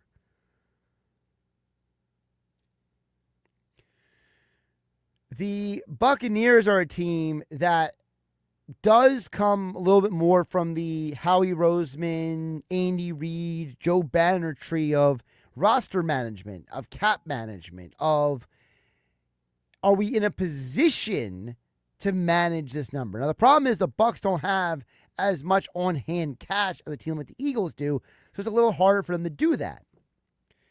The Falcons are fascinating because the Falcons just hired a Howie Roseman disciple to be their new GM, that being Ian Cunningham. So is Ian going to start managing the Falcons the way Howie Roseman does the Eagles?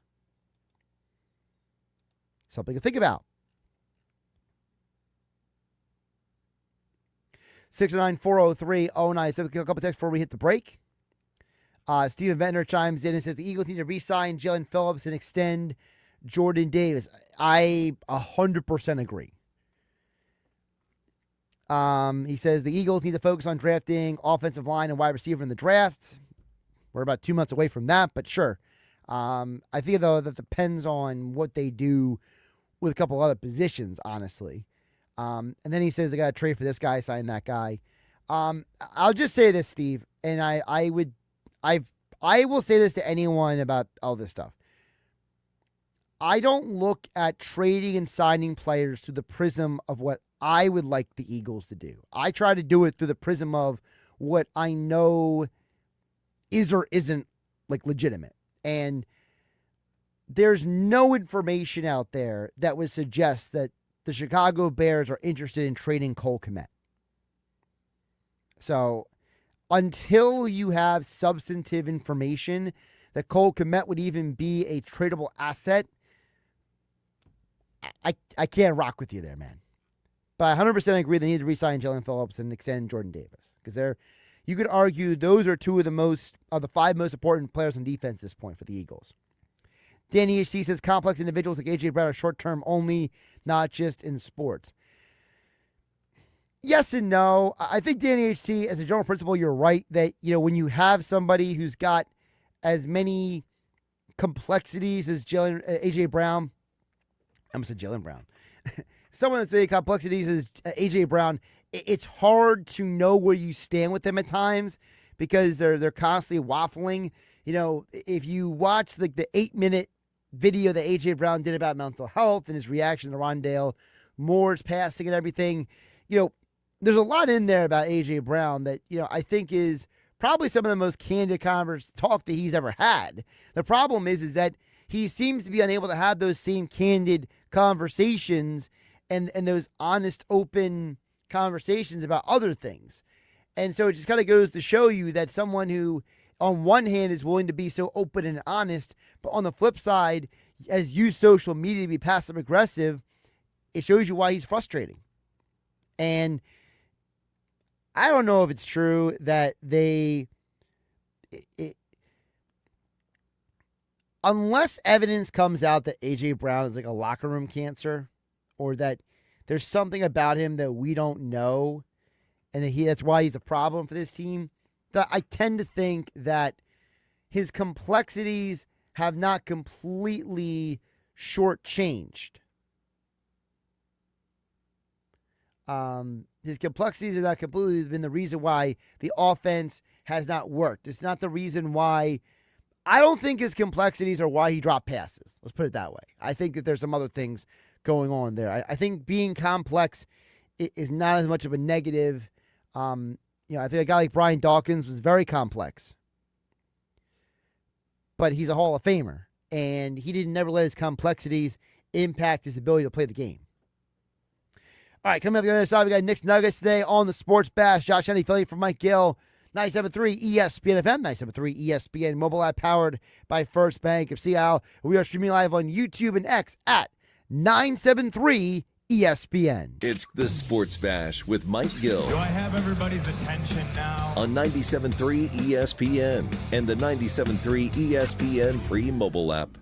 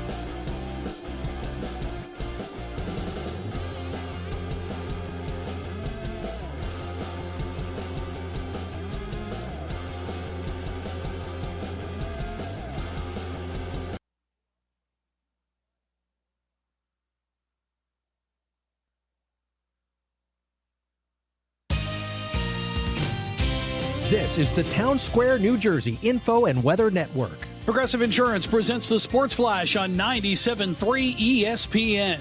NBA, the Sixers back in action tonight. They're in Indianapolis where they'll take on the Pacers. Philadelphia beat the Minnesota Timberwolves Sunday. That snapped a 4-game losing skid. They're currently 6th in the Eastern Conference. They've beaten Indiana in both meetings this season. The Flyers are returning from the Winter Olympic break on Wednesday. They'll face Washington. They will face the Rangers in New York on Thursday. Philadelphia entered the break with 61 points, losing 5 of their last 6, and they're currently in 6th place in the Metropolitan Division. And in spring training baseball, Tuesday, the Phillies lost to Miami in Palm Beach by a score of 6-1. Wednesday, they're in Clearwater to take on Detroit.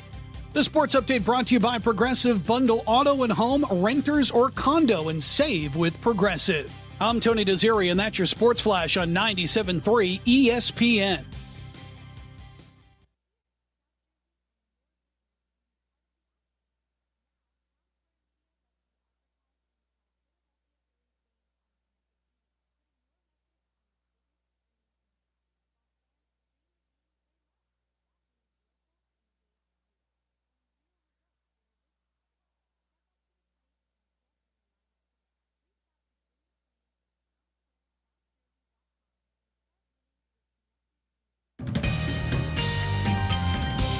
From the Town Square, New Jersey Info and Weather Network, I'm Chief Meteorologist Dan Zarrow. A clipper system approaches tonight, bringing with it our next chance of snow. Expect increasing clouds this evening. Temperatures will only dip a few degrees overnight to a low of 27.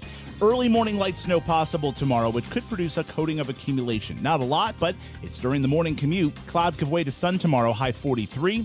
Another chance of late-day rain and snow expected on Thursday, high of 40. Get weather 24/7 wherever you are. Download our free mobile app today.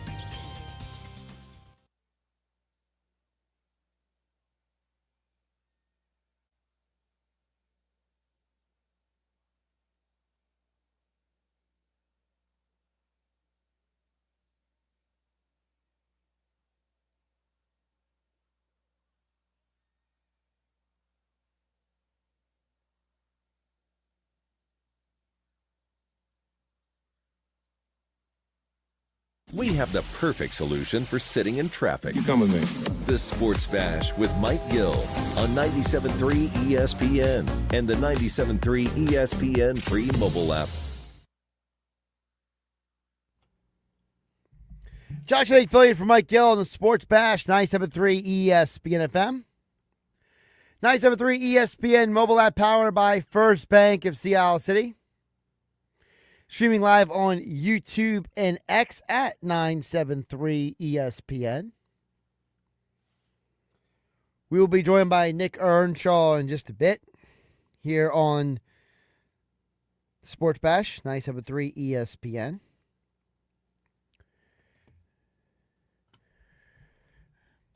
You know, it's a week like this that kind of does make you wonder, because it's always interesting when you hear the players that a coach or a GM is willing to talk about versus who they're not willing to talk about. And I'm not saying I'm calling, shenanigans or anything, but it does make you curious when you get asked about one player. It's, oh, well, we're going to be talking with Dallas Goedert's agent this week. Another player, it's, well, we think that, Jalen Phillips is a great fit for this clubhouse, Vic Fangio's scheme. He's a tremendous player. We'd love to have him back. But then when A.J. Brown's name comes up is, well, look, we're not in the business of getting rid of great players, and if you want to get better, you typically don't get rid of really good players. But you didn't say no.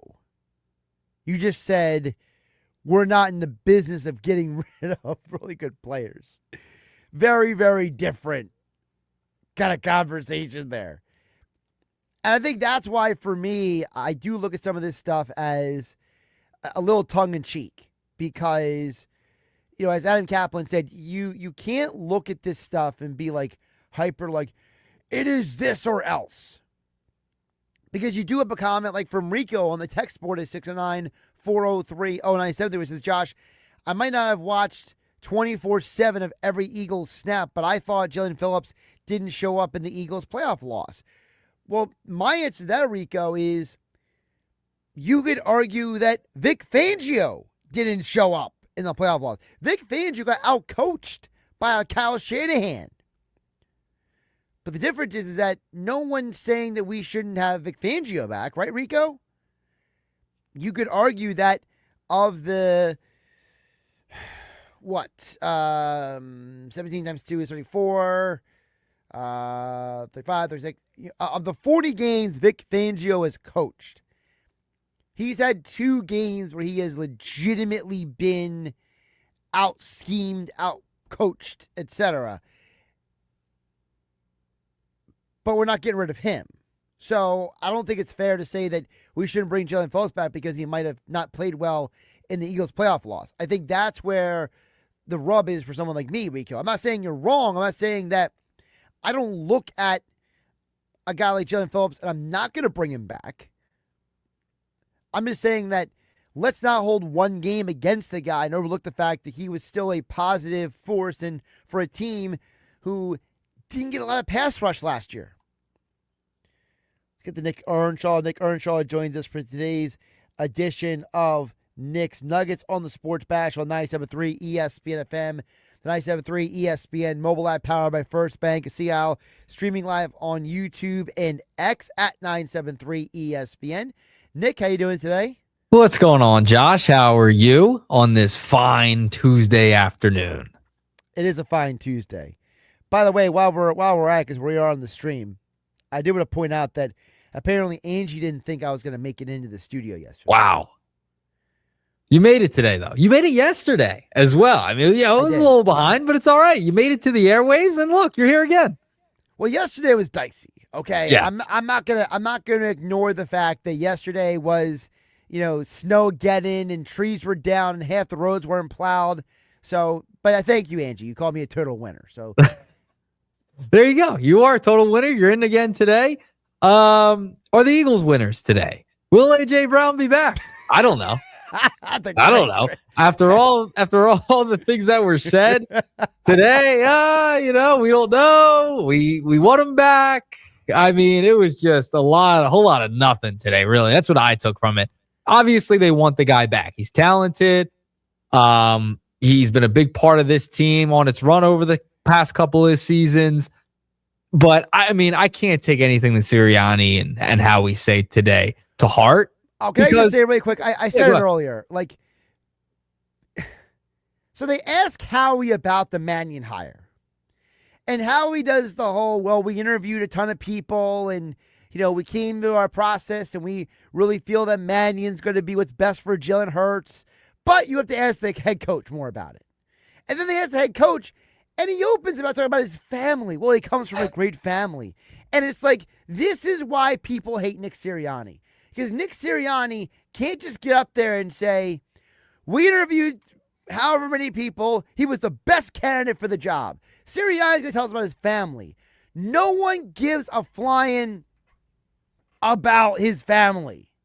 We care. Because you know what? You know the great family? You know who you loved? Kevin Patullo. You know who you great family? Who you loved? Brian Johnson. All right? You're giving Eagle fans nightmares when you say that kind of stuff. It's like PTSD. It's like, Nick, stop with the warm and fuzzy.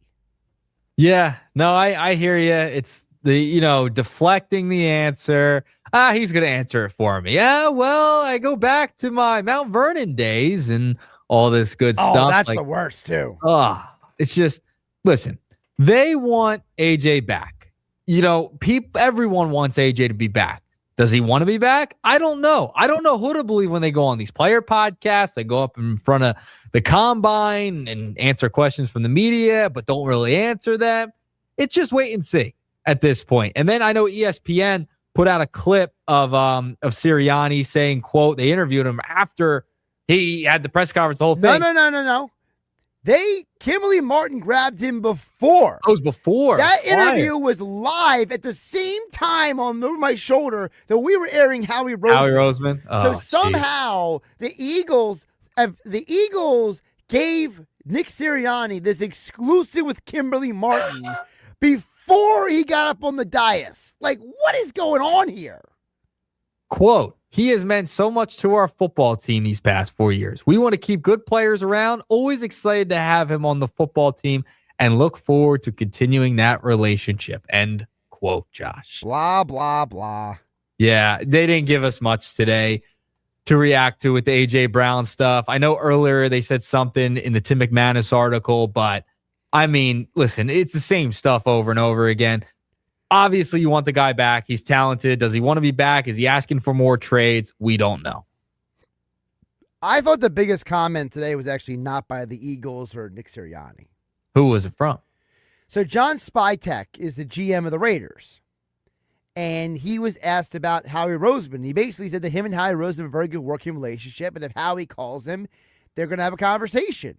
And I think that was probably the most significant thing said today, because Howie basically said something similar. It's like, look, if someone calls me, I got to pick up the phone. I got to have conversations. So that kind of adds fuel to the fire of the whole, would you trade Max Crosby for A.J. Brown conversation? That's probably the most substantive, the most substantive thing we got today. Yeah, that might be. And the Jake Elliott. Elliott That was a heavy sigh. And the Jake Elliott stuff. That might be it. That might be the most substantive we've gotten today from these two, for the most part. Why you didn't think Howie's saying he's going to talk to Dallas Goedert's agent this week was substantive? I would hope he talked to his agent. I mean, come on, what are we doing here? Great. Oh, you're gonna talk to him. What are you gonna talk to him about, Howie? We're not gonna tell you. What's your favorite Philly cheesesteak? Yeah, I mean, come on. So, not too much from those two today. I thought we'd get a little more, but we didn't really get too much overall. All right. You are right. It was a letdown. Yeah, it was definitely a letdown again today. All right, moving along. Let's get into some fun nuggets. All right, shall we? So I saw this post from Bleacher Report on social media today, Josh. I don't know if you saw this. Probably not. It was regarding the NBA MVP rule. Okay, the 65-game rule. There are multiple players who are in the running for MVP that could miss out on the award because of the 65-game rule. Right. Nikola Jokic, if he misses one more game, out.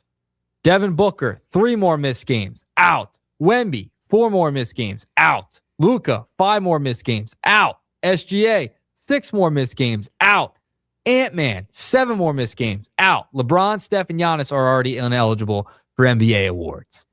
So is this rule by the NBA?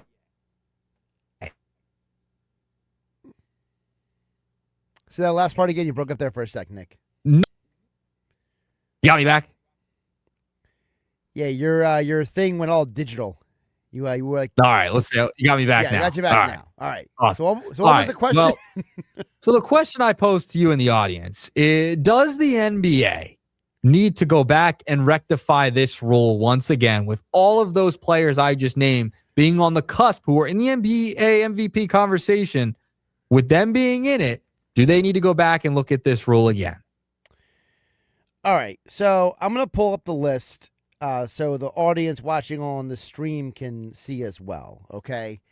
Because I do think it's a very interesting question. It's a very fair question by you, because part of the reason why this rule was put into place was because of people like Joel Embiid, okay? Mm-hmm. The idea that people like Joel Embiid, can you be an MVP if you haven't played X number of games?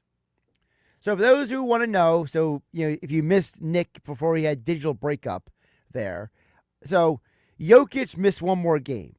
Devin Booker, he ain't an MVP candidate, so we can move on, okay? Wemby, probably not going to win the MVP anyway, so we'll move on. Luka and SGA and Ant are probably the 3 most interesting. Because honestly, I want Joker to miss 1 more game because I'm tired of people trying to tell me that he needs to win another MVP. It's like, enough, okay? Isn't it hilarious that he is on the cusp of being outed because of this rule? It's hilarious to me. Yeah, and he should be outed because people act like Joel Embiid's the only guy who ever misses games. Yep. Jokic has had, and so has Luka, by the way, have had their own series of injury issues over the years. Meanwhile, guys like SGA and Anthony Edwards, they play almost every game possible, okay? And so I'm tired of the Jokic thing. I want him to, stub his toe somewhere and miss 1 more game. Like, just stub your toe and come back for the postseason, all right? You notice the name who's not on that list. Yeah. Jaylen Brown. Mm-hmm. You know his name is not on that list? Tyrese Maxey. It's very convenient that 2 of the guys who should be in the MVP conversation are not on the list. So no, I don't want to revisit this rule. I think the rule is serving its purpose, Nick. I think the rule is doing its job. It's saying, Jokic, you don't deserve another MVP. These other guys do. And frankly, when I heard, I think it was Saturday or Sunday, whoever was doing the broadcast, they talked about how Jokic had another MVP season. I'm like, I almost vomited in my mouth. I was like, enough of the kissing up to this guy. It's like, guys like him and Giannis. Remember years ago, Nick, you might not remember this, but I remember years ago it was, I don't know if they'll ever win an MVP. Can they win a championship? And now it's like they win an MVP, you want to just give it to him every year. And it's like, no. You could argue that Anthony Edwards, Jaylen Brown, and Tyrese Maxey should be the 3 finalists for MVP. Everyone else can kick rocks. Yeah, I think that's fair. Ant-Man, he's been unbelievable. Jaylen Brown without Jason Tatum, that's a big one. And I hate to say that. Being in Boston, I understand. He has been unreal this year, carrying that team without Tatum this year. They really haven't missed too much of a beat. And then Tyrese Maxey, obviously playing the most minutes in the league, has been unbelievable, carrying most of the load for the 76ers throughout the majority of the season. He should be in the conversation as well. So you know what? I'm kind of with you here in the sense of the rule's doing its job. If you're not going to play most of the games, then why should you be the most valuable? That, and also the fact that why do we need to change a rule just because Jokic is disqualified? Like, It feels like a very odd thing when this rule was literally created to stop Joel Embiid type situations. Right. Well, guess what? Jokic has now become a Joel Embiid type situation. Yep. Sorry. Yep. Well, there you have it. All right. I'm kind of with you because even though it's all those names, hey, load management, you might have to take a back seat in the next couple of years if you want to win some awards. Okay. I understand some of those guys have been hurt, but also the load managing thing, you're going to miss games because of that. And that's going to hurt your total on the season, Josh. And guess what? At the end of the day, if the league cared so much about guys missing games, Nick, there's a very simple solution. You know what that solution is? What is that? It's very simple. Stop scheduling back-to-back games.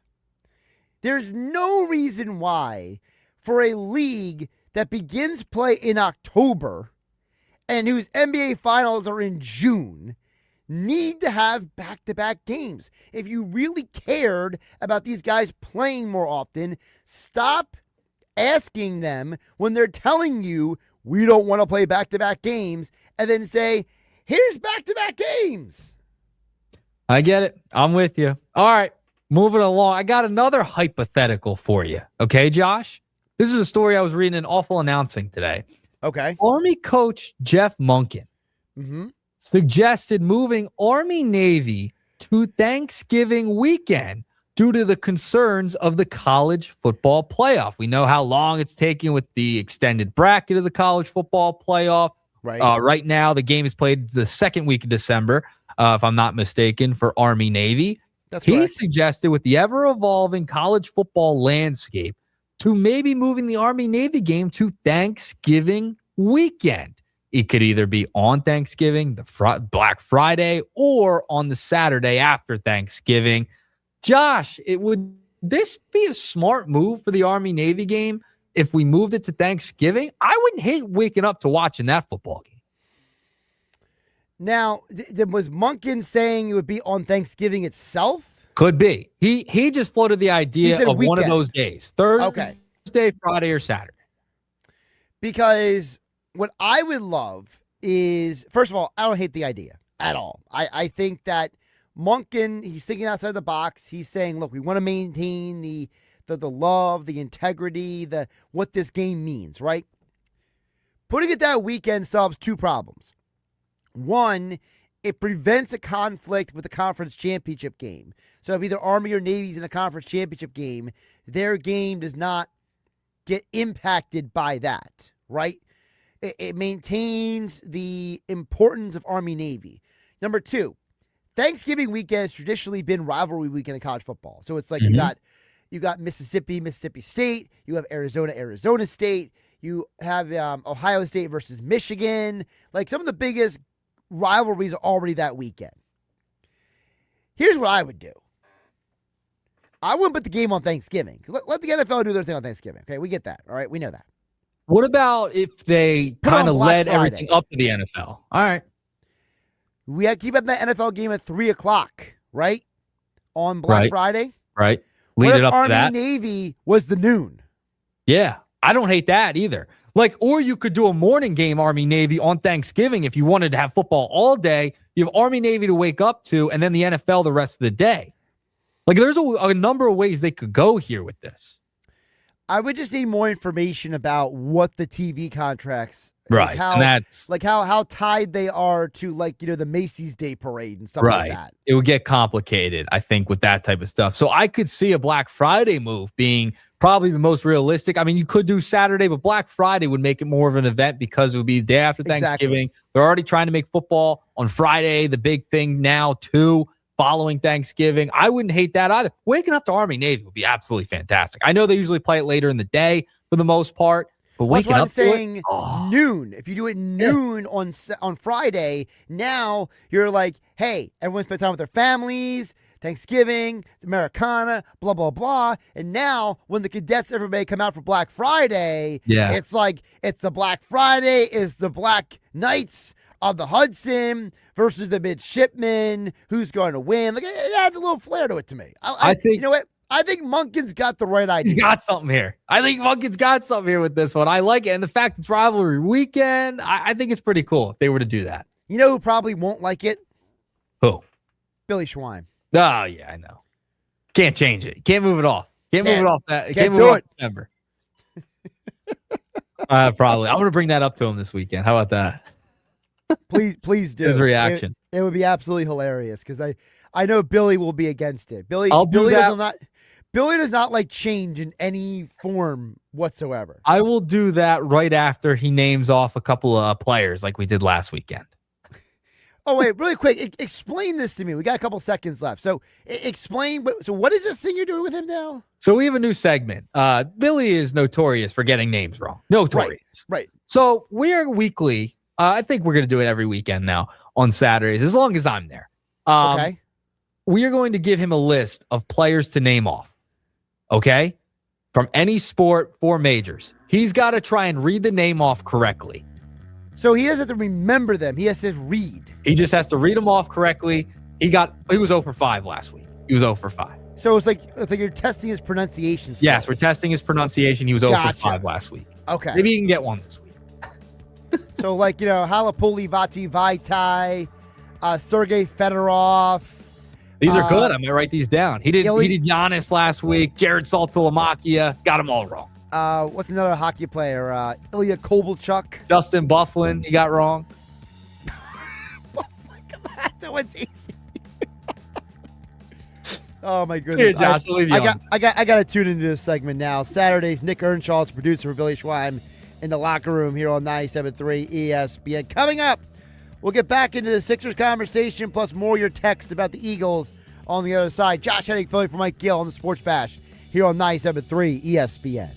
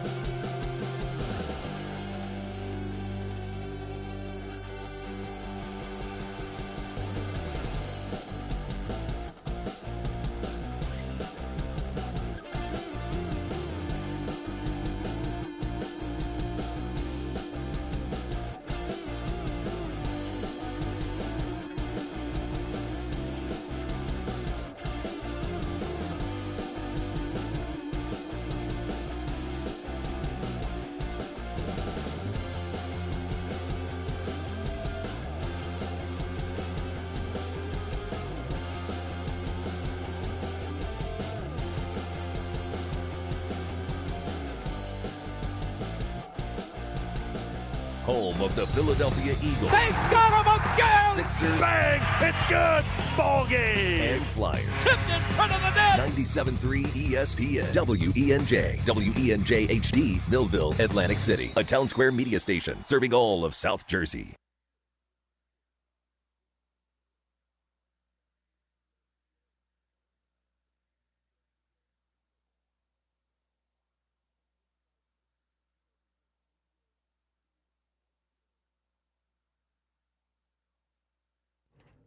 Josh Hennig, Philly for Mike Gill, 5 o'clock hour on the Sports Bash. 97.3 ESPN FM, the 97.3 ESPN mobile app powered by First Bank of Sea City. I know Howie Roseman and Nick Sirianni spoke today, but what you might not know is the Sixers are back in action tonight. Yes. Sixers versus the Pacers. Although I'm still confused, are they trying to tank or not? I don't know. It's still a game the Sixers should win and need to win in order to keep pace with the Eastern Conference standings. Get more into the Sixers ahead of tonight's game. Austin Krell joins us from Sports Illustrated right now on the Sports Bash on 97.3 ESPN. Austin, welcome in. How you doing on Sixers game day? Doing well, Josh. How are you? I'm doing pretty good. Sixers finally won a game after pretty much losing almost every game since the trade deadline. And it was the game we never expected, right? We thought they were going to beat the Pelicans. Maybe they had a chance to beat the Hawks, right? But no, they beat the Timberwolves, right? So it's like, who are the Sixers at this point, Austin? Like, what is this Sixers team? I get it, no Joel Embiid, but you would think that a team that with Maxey and VJ giving so much energy, and and then it's like, Sunday was the day they were like, you know what? The second game of a back-to-back, this is the game we're going to just smash somebody. Yeah, they're nothing if not inconsistent. That's the game that they play. I think, I think there's randomness in the NBA every night. We kind of put these artificial, like, this is the game they got to win to prove that they're this team or that team. And like, sometimes it's just not like, sometimes you just don't win that game. And having said that though, like there's been way too many instances of them losing games that they should theoretically win. A lot of it is like their offense without Joel is just, you never know what you're going to get. And the thing about Sunday was, they just hit a bunch of threes. Like you just look at the box score and it's easy to decipher why they won. They had an above average night from three, and that'll win you most games. And so it's not something they can rely on, but that's something that they desperately needed. And as as long as Joel is not available, and we'll see about tonight, probably pretty soon.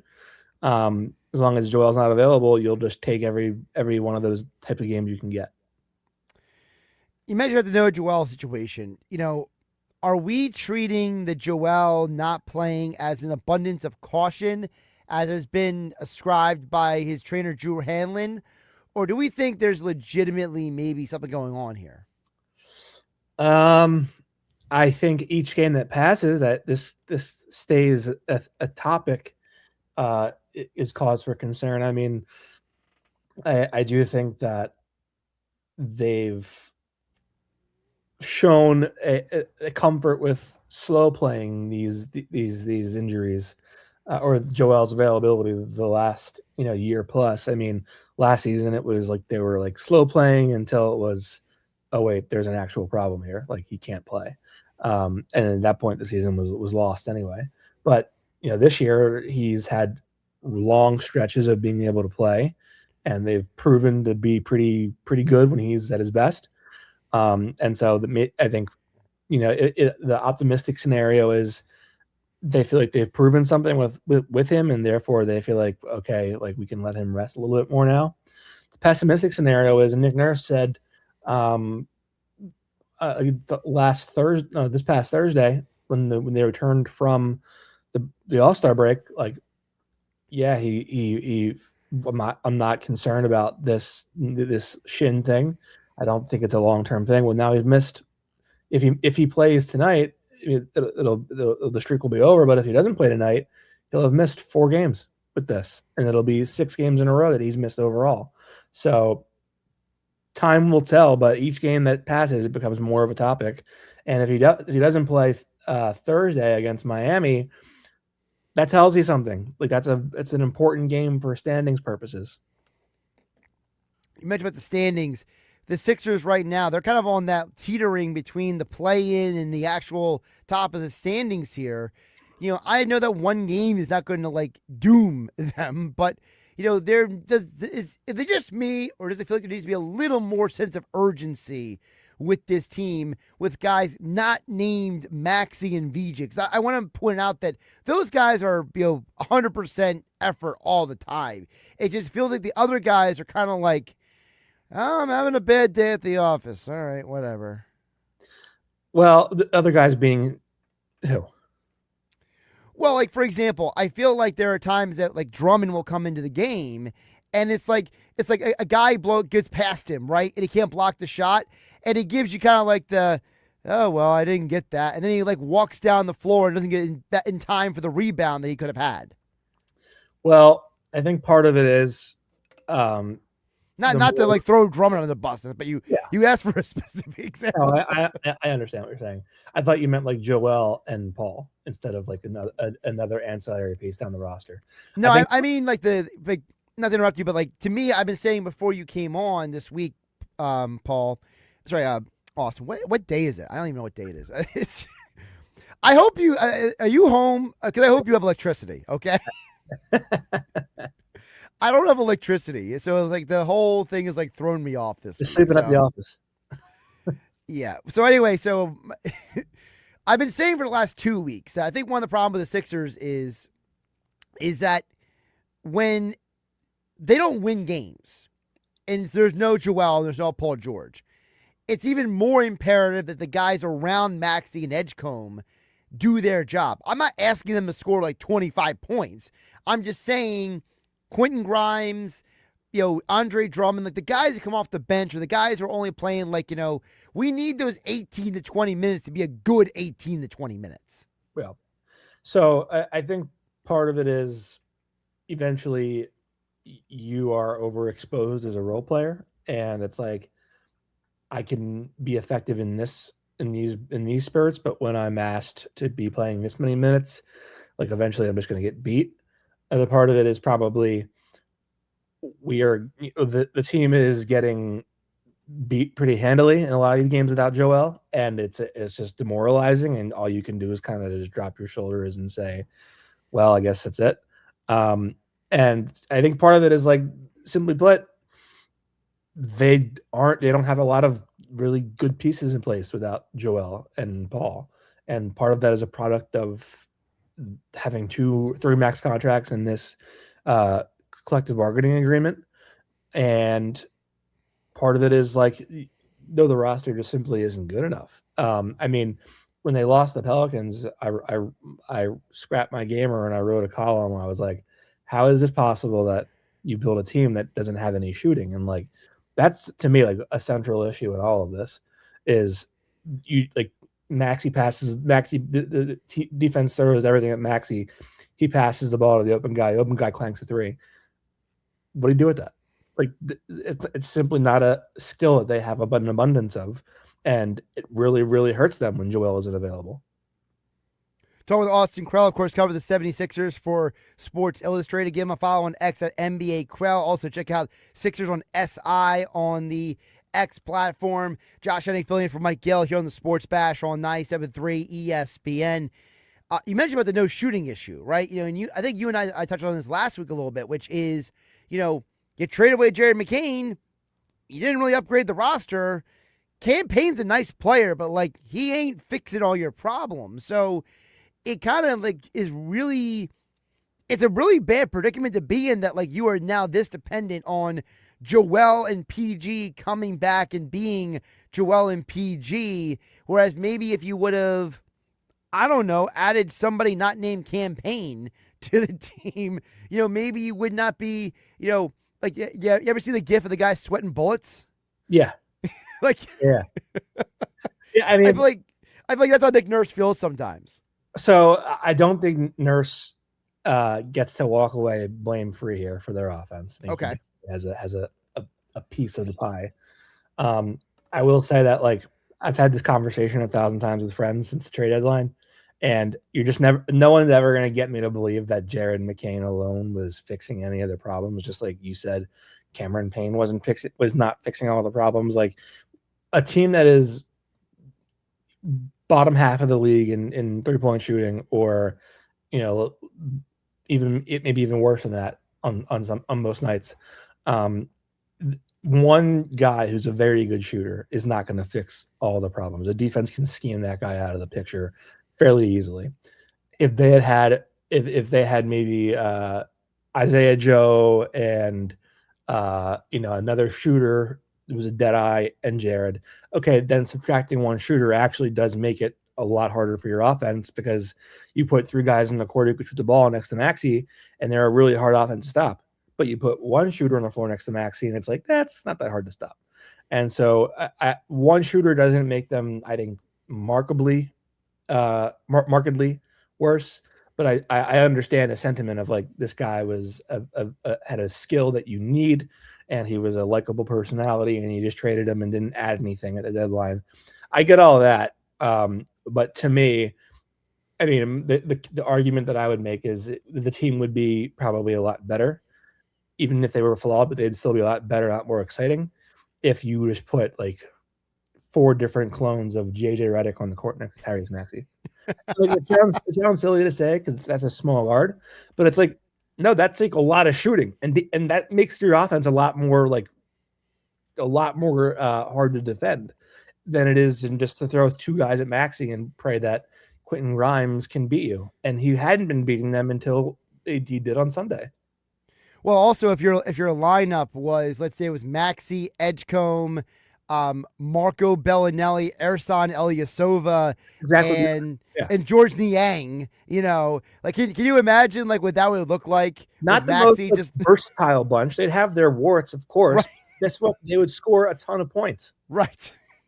Because who's guarding who in that situation, right? Like, exactly. Like, you leave one guy open, there's 3. You leave another guy, you get hung up on a screen, and another 3. And like it's very hard to scheme a team that has multiple really good shooters. And, like, you wonder why the Celtics have been able to maintain without Jason Tatum all year long. One is Jaylen Brown's been awesome. Another is their 3 highest usage players, Brown, Pritchard, and Derek White, have not been very good shooters. They have 7 teammates who have all been excellent shooters this year. So, of course, Well, also, it goes to the comment that, Jaylen Brown made at the All-Star break, where he said that, they were asking him, how have you guys been able to play this well? He says, everyone is bought into what Joe Mazzulla is preaching. And maybe that goes back to the Nick Nurse thing, which is, I'm not trying to, fire anybody, but, is there a possibility that we're trying to fire somebody, Josh? No, I'm kidding. Well, it's like, maybe guys aren't fully bought into what, what Nurse is saying at this point. I don't know. I mean, I do think that this is 2 years in a row where they've had a lot of time to know about Joel's condition, and the fact that, like, the offense is still very stagnant, and Maxey is still dealing with the same problems, as both a function of the roster construction, but also the fact that, like, there's been nothing creative about how they're deploying the players they have available to them. Yeah, and I think that's the word you use, deploy. Like, how are you, like, what situations are you putting them in the game? Like, there are situations where it's like, why are we getting more of a Dembona one night and less of him another night? When you need the athlete that he is on the court, right? It's the, no offense to Jabari Walker, Trenton Wofford, and these other guys, but, like, sometimes you just need a freak who's going to block shots out there. Yeah. Yeah. I mean, like, and even if, like, I think part of the issue is, like, you have a bunch of these guys who are, like, good at a couple different things, but really not specializing in any kind of one particular thing. And that can be good. And sometimes you just need a flat out hustle guy who can just bring down rebounds and defend and whatnot. But you you do need to have like some skills that complement clearly your best player. And it's like, Jabari Walker was shooting 24% from three, and threes aren't everything here, but like, I don't see what Maxi's supposed to do when the only way to punish the defense is to kick it to a teammate who's open, and none of these guys are providing adequate accuracy from deep. And so it's like, all these ancillary pieces are nice in different settings and are useful in different settings, but they just don't really fit the scenario where Tyrese is the solo engine. Yeah, and again, I'm not saying that if they hired another head coach, Nick Nurse, would be 100% better. I'm just wondering. I'm trying to decipher. I'm just joking with you. No, you go ahead, joke with me, make fun of me. I'll be the bad guy. It's okay. But like, it's just me. I'm trying to decipher how like a game like Sunday is like the famous meme now of everyone like mean mugging Ant right on the sideline, and it's like, how do you go from that game to the night before? Everyone looking lost, and Tyrese Maxey making the comment about like, I've had to play 3 different roles this year in this offense. It's like how do you flip the switch so quickly? And now you got a team in the Pacers who I guess they're tanking. I'm not 100% sure tonight, so it's like they're pretty much going for the tank. Yeah. Okay, so like you should win the game tonight. So like but you should have won up against the Pelicans too. So it's like how Sixer fans are, Austin. Like, Sixer fans want answers, even if there is no answer. Yeah, I mean, this is sort of the conundrum of Joel Embiid. Some people would argue that you don't want him because he is not available enough. And then, on the other hand, like, okay, you trade him. There is no guarantee that in this lifetime you ever see a player as valuable as Joel is. And yet if you keep him, it's like you're constantly trying to play this guessing game of how long will he be available for, when will he be available tonight, yada, yada, yada. It's not as like Joel, for all of his powers, is not a figure that gives you many answers other than like, if he's available, then watch out because you have a generational talent on the court. Well, and I think that's why, if we're being like brutally honest, the problem then isn't Nick Nurse. The problem isn't Joel. The problem it's the fact that you invested all this money in a guy in Paul George who has a history of not always being available. I think that's where maybe the real 2020 is, right? It's the idea that, hey, if you had someone who could at least be with Maxey on the court when Joel is not there. Yeah, I mean, there's certainly an argument for like, do we spread that money out? The whatever Paul's contract is, I think it's in the 50s this year, I think. But do you spread that money out amongst 3 different shooters, and then suddenly you are more equipped to be functional without Joel, and those guys are more available consistently without Joel? Maybe that's an interesting universe to live in. I also think that like Paul has been pretty good in this season, and even though like, there are nights when he'll score like 11 points because he's not getting enough touches, but he's still shooting the ball at a high level. He's still playing world-class defense.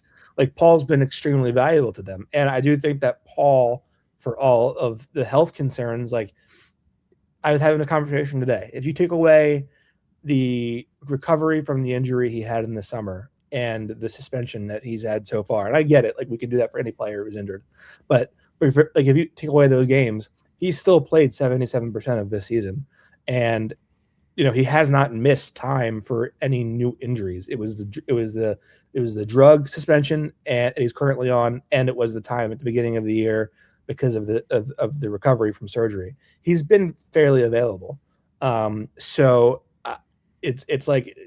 I understand, like, maybe the Paul George investment wasn't the best, but I also don't think that you could have calculated that he would have a drug suspension, 25 games middle of the season. No, but it does feed into the narrative that he's not always available. And I think that's where it's like, could you have factored in that he was going to take him, whatever he took that he didn't think was going to be a bad thing? Probably, no one would have guessed that.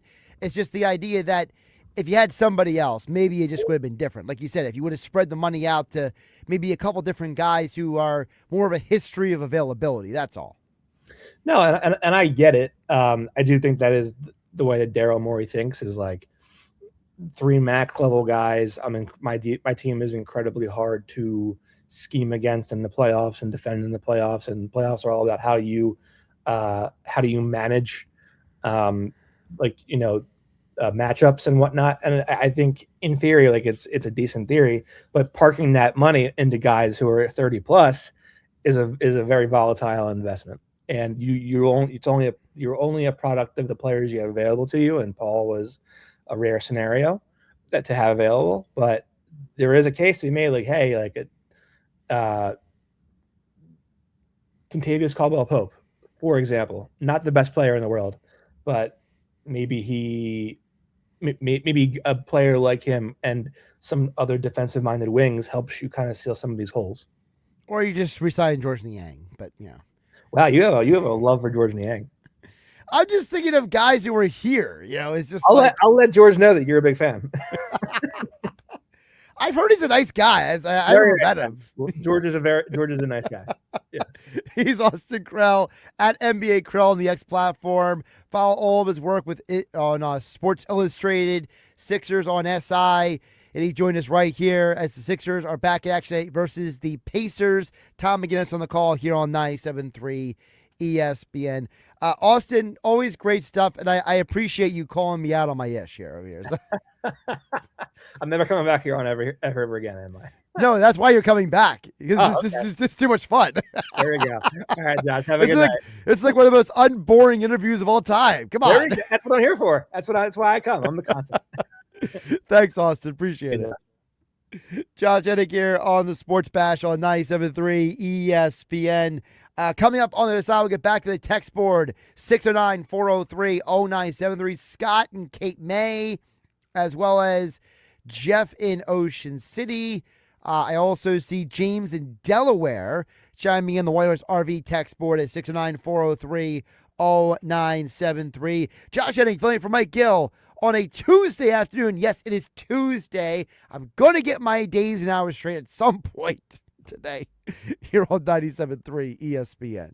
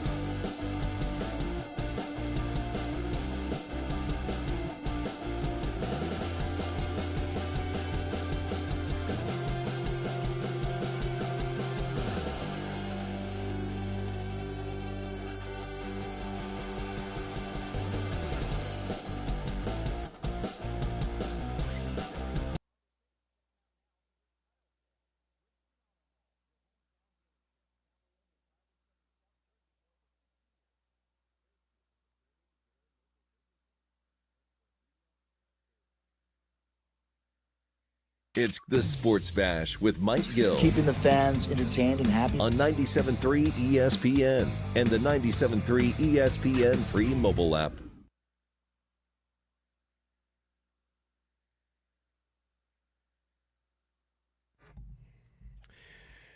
$529 in the Sports Bash. Get back to the Whitehorse RV text board in just a bit at 609-403-0973. Whitehorse RV Center in Williamstown and Galloway is your RV adventure. It starts at Whitehorse RV, and for many of us, you might need to get on an adventure after this crazy weather, this blizzard. You know, I'm sitting here trying to check, what is going on with the outage at my house right now. And I'm just getting like the spinning wheel of death. It's lovely. It's a good time. Yeah. Check is complete. What does that even mean? I mean, these apps are just good grief. Let's get back to sports. Distract ourselves from the stupidity of our monotony in our lives. 609-403-0973 in the Whitehorse RV text board. A bunch of texts coming in. I do want to mention as well, so the viewership numbers have come out for the USA over men's hockey game, gold medal winning game. So NBC is reporting that while the game peaked at 26 million viewers in time for the game winning goal, the average was actually just under 21 million. What is interesting is that the number that they're giving, though, is also the number of people who watched the replay of the game, people like myself. So the actual live number of viewership with 18.6 million viewers. So that means there was another 8 million viewers who watched the replay of the game later. I feel like that number should have been higher. But it seems like, according to the people who are the sports media and television analytics people, that the 8 o'clock start time did negatively impact the viewership for the game. And it seems like in today's world, a lot of people, they don't need to watch a game anymore if they don't want to. They can watch highlights. They can see replay reels online or, on X or TikTok or Instagram. So I do wonder if the game was not 8 a.m. and maybe it was like 3 p.m. or 12 p.m. or how much that viewership would have gone up. It seems like, the last time USA and Canada played in the Olympics, and it was in 2010, and there was way more viewers back then. That game was played at 3 o'clock in the afternoon Eastern. Now, I understand there's only so much you can do when the game is being played in like another country, like Italy. But, I gotta look it up. I don't remember the exact, I thought it was an 8-hour time difference. Let me see here. I thought it was an 8-hour time difference. No, it's actually less than I thought. It's actually only 6. So, if it's only a 6-hour time difference, 8 a.m. Eastern United States would be... See, that's poor. That's like in the middle of the afternoon over there, leading into the evening. You're telling me that game could have been played at like 6 o'clock at night, 7 o'clock at night, and it would have been early afternoon Eastern time? Yeah, that seems like a real fail by the Olympics.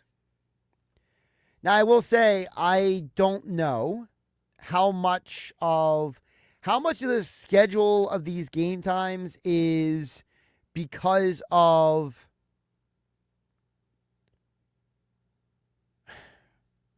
how much of these game times are fortunate to be when they are versus what the schedule dictates them to be. Like, in past years, was that NBC dictating the times, or NBC couldn't dictate this one? were they trying to get the game done as soon as possible so guys can go on flights and get back to their NHL teams? A lot of questions. A lot of questions I don't really have answers to.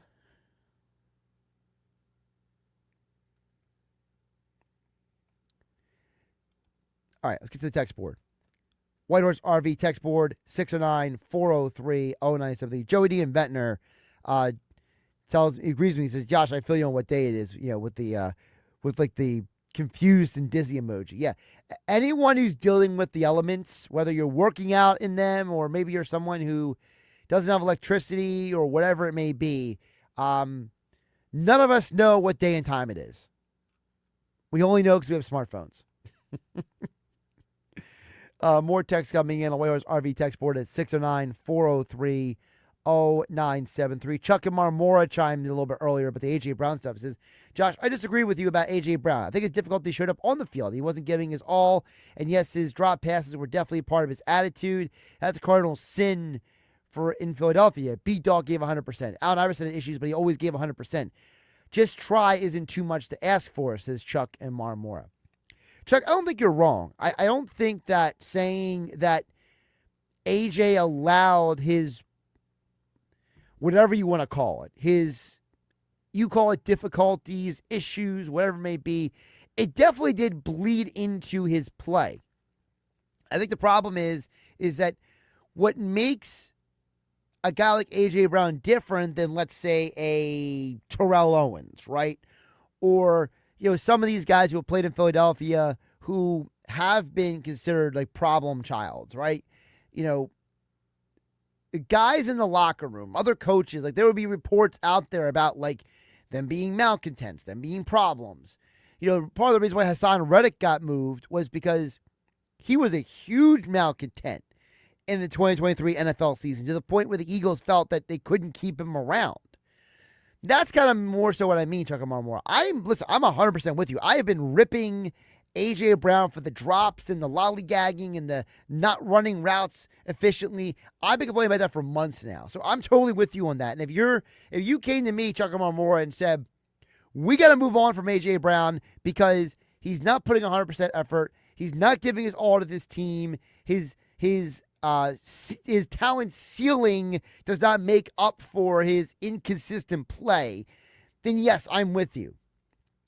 I just think that part of the reason why the Eagles are not so quick to trade him or to move on from him is because I think they realize that A.J. Brown has not become a problem as certain other athletes have been in the past, whether it's in Philadelphia or other cities, right? He's not become a cancer in the locker room, so they feel maybe a little more comfortable with keeping him versus not. Scott and K-May chimes in on the Whitehorse RV text board at 609-403-0973. Scott says, speaking of experience, the student bodies of both the Army and Naval Academies really need Thanksgiving weekend off, as is the first time they get to see their family for several months. Something to think about. That's why I don't like the idea of Army-Navy being that weekend. And listen, that is a very fair piece of information. I don't think, I never served in the military personally, so I'm not aware of their schedules for the cadets. I could totally see that might be the only week they have available to see family and friends. I just feel like Monken's idea, the head coach of Army, to move the day can be beneficial because of the whole chaos of the college football schedule.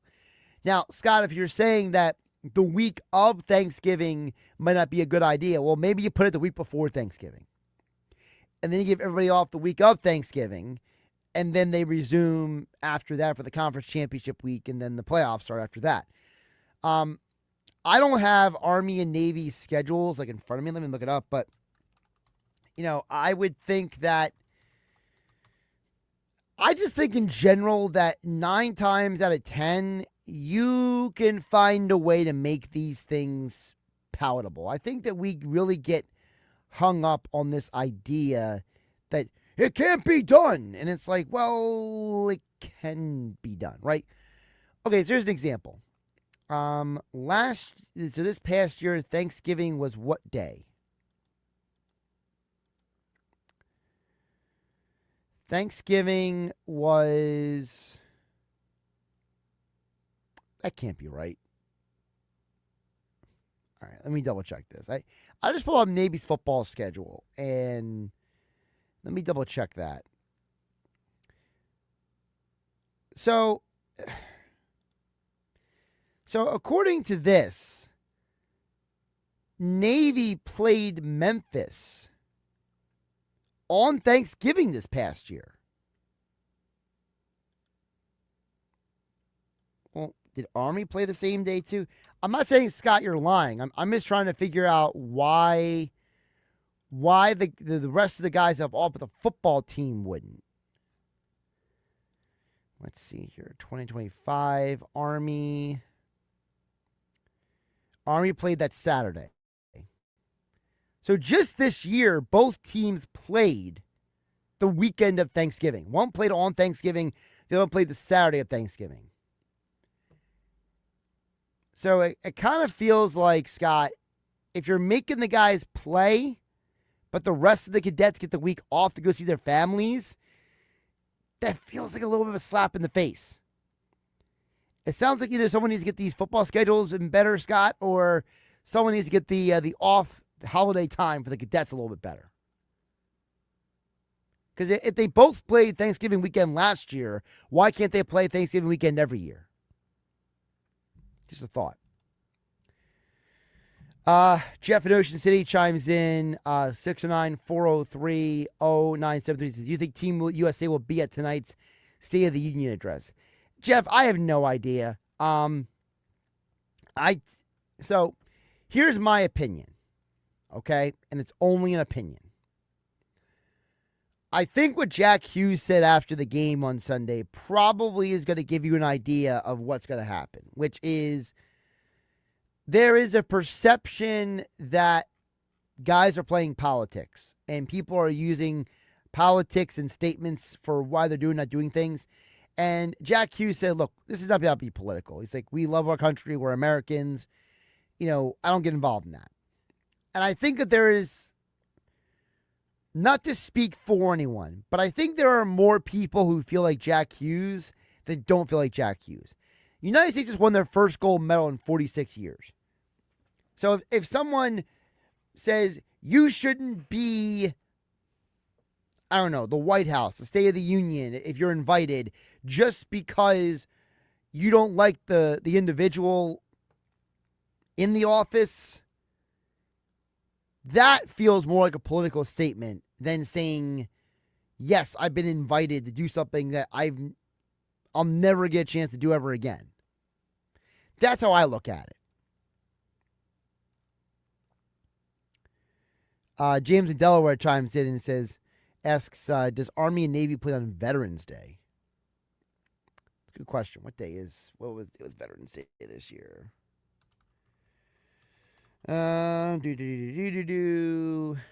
Veterans Day was November 11th. The problem is Veterans Day is a set day every year, James in Delaware, so this year was on a Tuesday. You're not going to see a college football game on a Tuesday. Yeah, I don't see them doing that.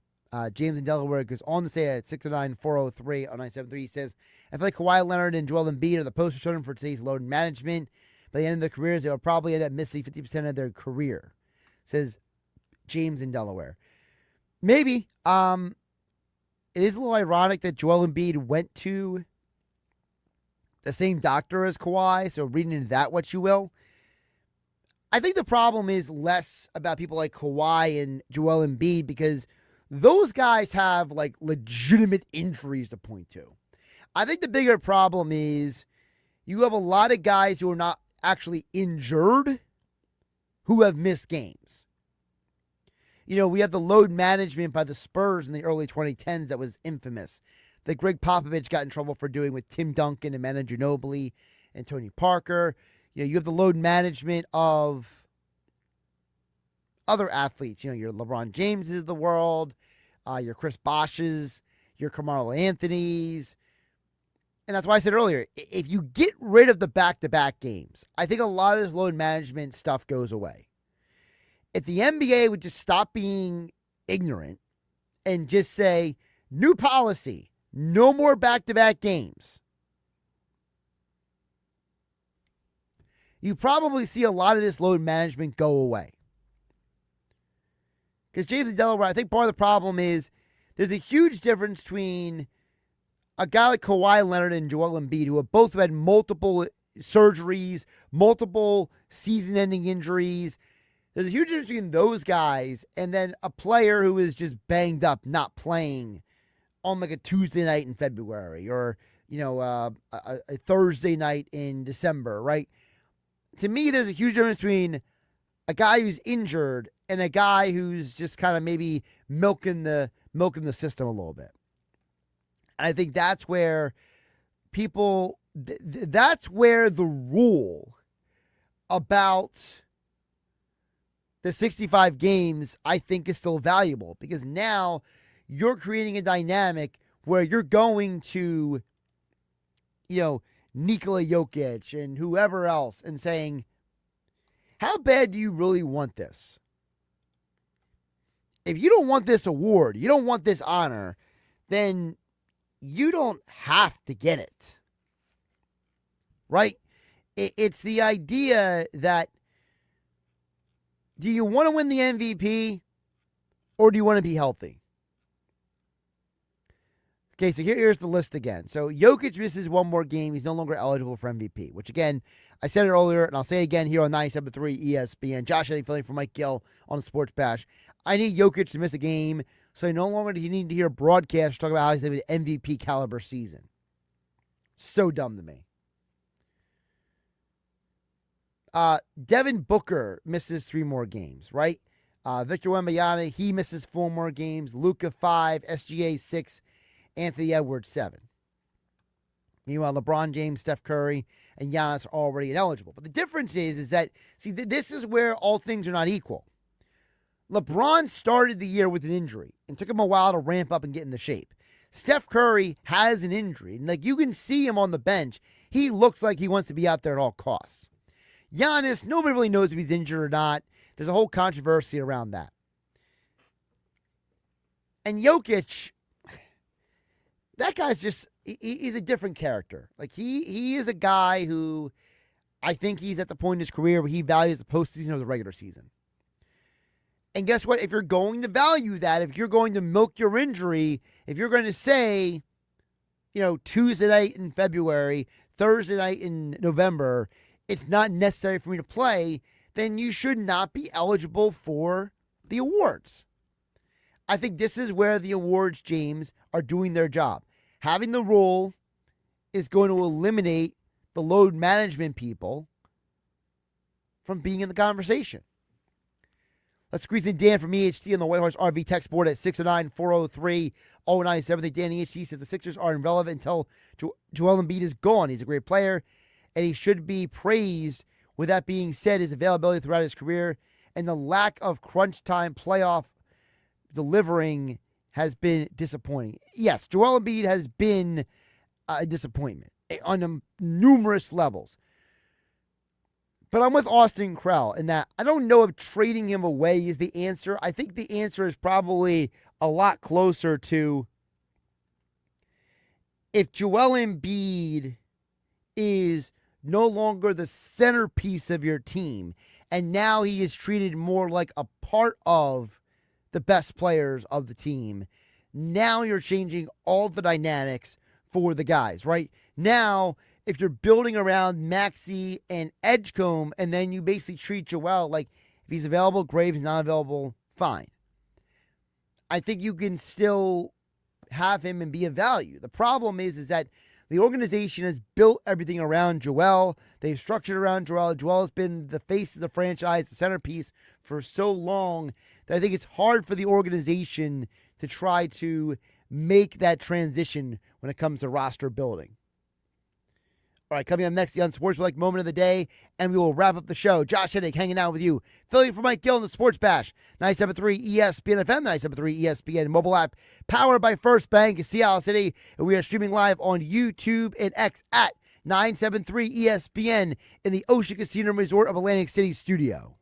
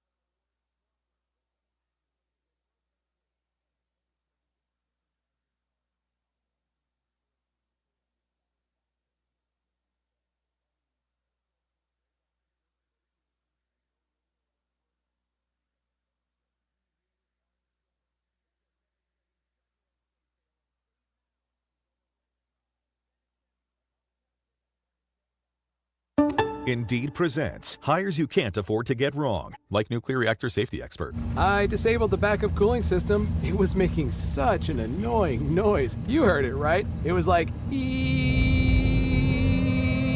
we're on a countdown to core failure. And you're saying we don't want that? This is a job for sponsored jobs. This is what happens when you don't sponsor your job on Indeed. Next time, get matched with quality candidates with Indeed sponsored jobs. Visit Indeed.com/hire now and sponsor your job today.